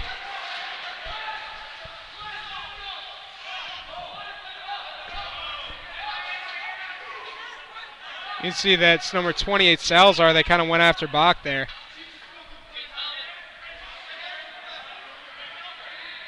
So they score the goal. The Huskies are going to lose 7-5. Seems like Teskey, again, it was in the middle of that. Teskey's kind of a hothead goalie, kind of like Alex Hare is. And his players ended up backing him up there. Did you see who scored that from all the way down the ice? By any chance? Did you see the number, Dan, of who shot that? Who shot the goal? No? No. So an empty net goal by the Panthers. We're not quite sure who got it. Yeah, but that another scruff there in the middle there, and probably a couple more penalties here to end the game with about 2 seconds left. And they don't have a PA guy here, so we're not going to be able to hear or get a call as to who scored that empty net goal. But it was scored, and when I saw the goal, I looked back. There was a Panther on the ground. Bach was in the middle of it. I don't think Bach was really pushing and shoving. Salazar got in there and just started going to town on Bach. Yeah. I think it was actually Salazar that was down, and then he finally got back up, and he was just. He was livid, and I think it should be an automatic. If I remember correctly, if you tear the helmet off of a player, it should be an automatic one-game disqualification. That's what the rule I think is, but. Because last year we had that with the big fighting with SIUE. If you tear a helmet off of a guy, that's an automatic one-game DQ. Yeah. So if that's what the referees deem, Salazar will not play in the next Panther game. At least one game. As Hickey is still getting the explanation from the refs along with Cox and Marinich. Yeah, Hickey is still getting the explanation there. You know, even though that Hickey isn't the captain, you always see the captain and the alternate captain out there, but Hickey's always the one that's always talking to the ref, like we always say, but it's the captain for Eastern Illinois, number 18, Andrew Marinich.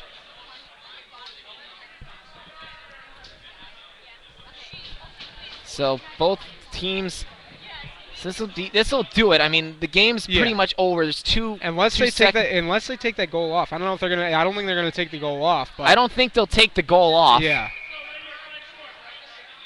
But maybe they blew the whistle before they got the puck down. I'm not sure. I don't know, because right now on the scoreboard, it still says 6-5.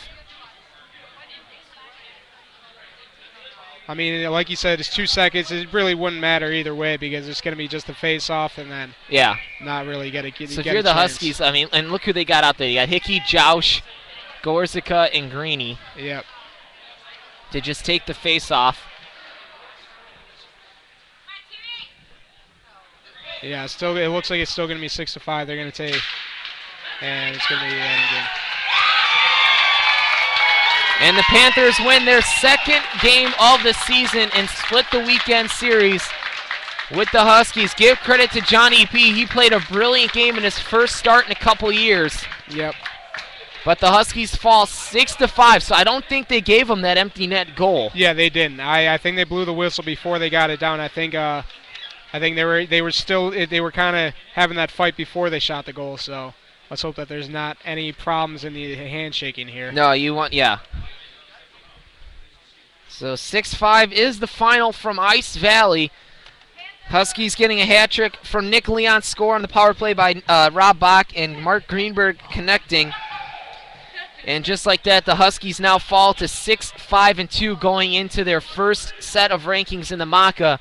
With that loss, I mean, before it I would have thought that they would have been top 3, but now after losing to Eastern, they could be out of the top 3. Yeah, they could be out of the top 3. I mean, they've really had a lot of problems with winning both games in both weekends. Like you said, since Missouri, they have not had a good 2 games in the weekend. So they had a good game last weekend, kind of came out a little sleepy in this game. Like you said that they did last year, they won 1 game and then they came out very slow. So let's hope that in 2 weekends, it's going to be the toughest weekend against probably ISU and Cal State. So that's 3 games in a row. That's going to be very tough for them. But let's hope they come out in 2 weekends and have a great weekend. Well, let's take our first break, before the post-game show. Coming up, we'll review this game and look forward to the week ahead.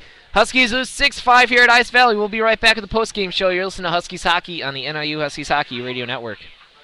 It's Thursday night, and you're grabbing drinks with some friends. Started off with a pitcher for the table, which quickly becomes 2. There's pool. And there's the photo booth. All right, everybody squeeze in. Say cheese. Followed naturally by an order of wings. And another. Can we get some extra ranch sauce? Then there's the ceremonial nightcap. So what are we doing this weekend? And lastly, it's back to the car, which, if you're buzzed,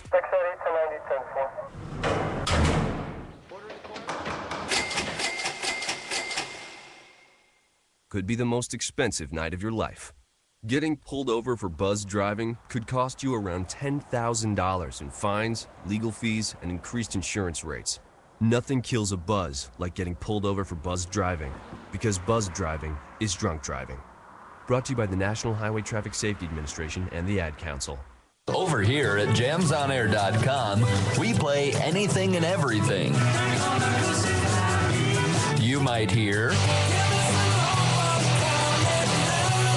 Or how about this tasty track? I want to get you in the back seat, windows up, that's the way you like. We have them all.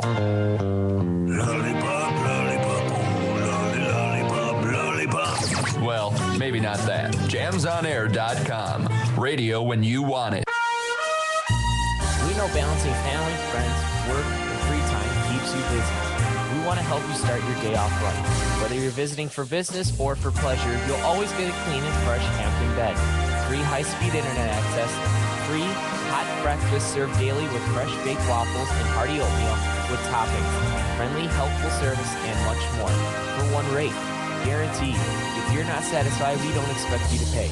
That's our commitment and your guarantee. That's 100% Hampton.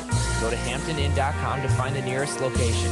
Hampton Inn & Suites, the official hotel of NIU hockey. Hey, Billy. Yeah? Do you want to go to the state fair? Yeah. Do you want to ride the roller coaster? Yeah. The big one? Yeah. The one with the reverse flip? Yeah. Well, you can't. Well, you see, Billy, when you throw away money on wasted electricity, you throw away everything you could have done with it, including going to the state fair. Oh, man. Cheer up. This year, your parents will make it right. They're going to visit EnergySavers.gov, where they'll get tips on how to save energy and money. Then they'll add extra insulation and get a few of those Energy Star appliances. They could save hundreds of dollars a year. And you know what, Billy?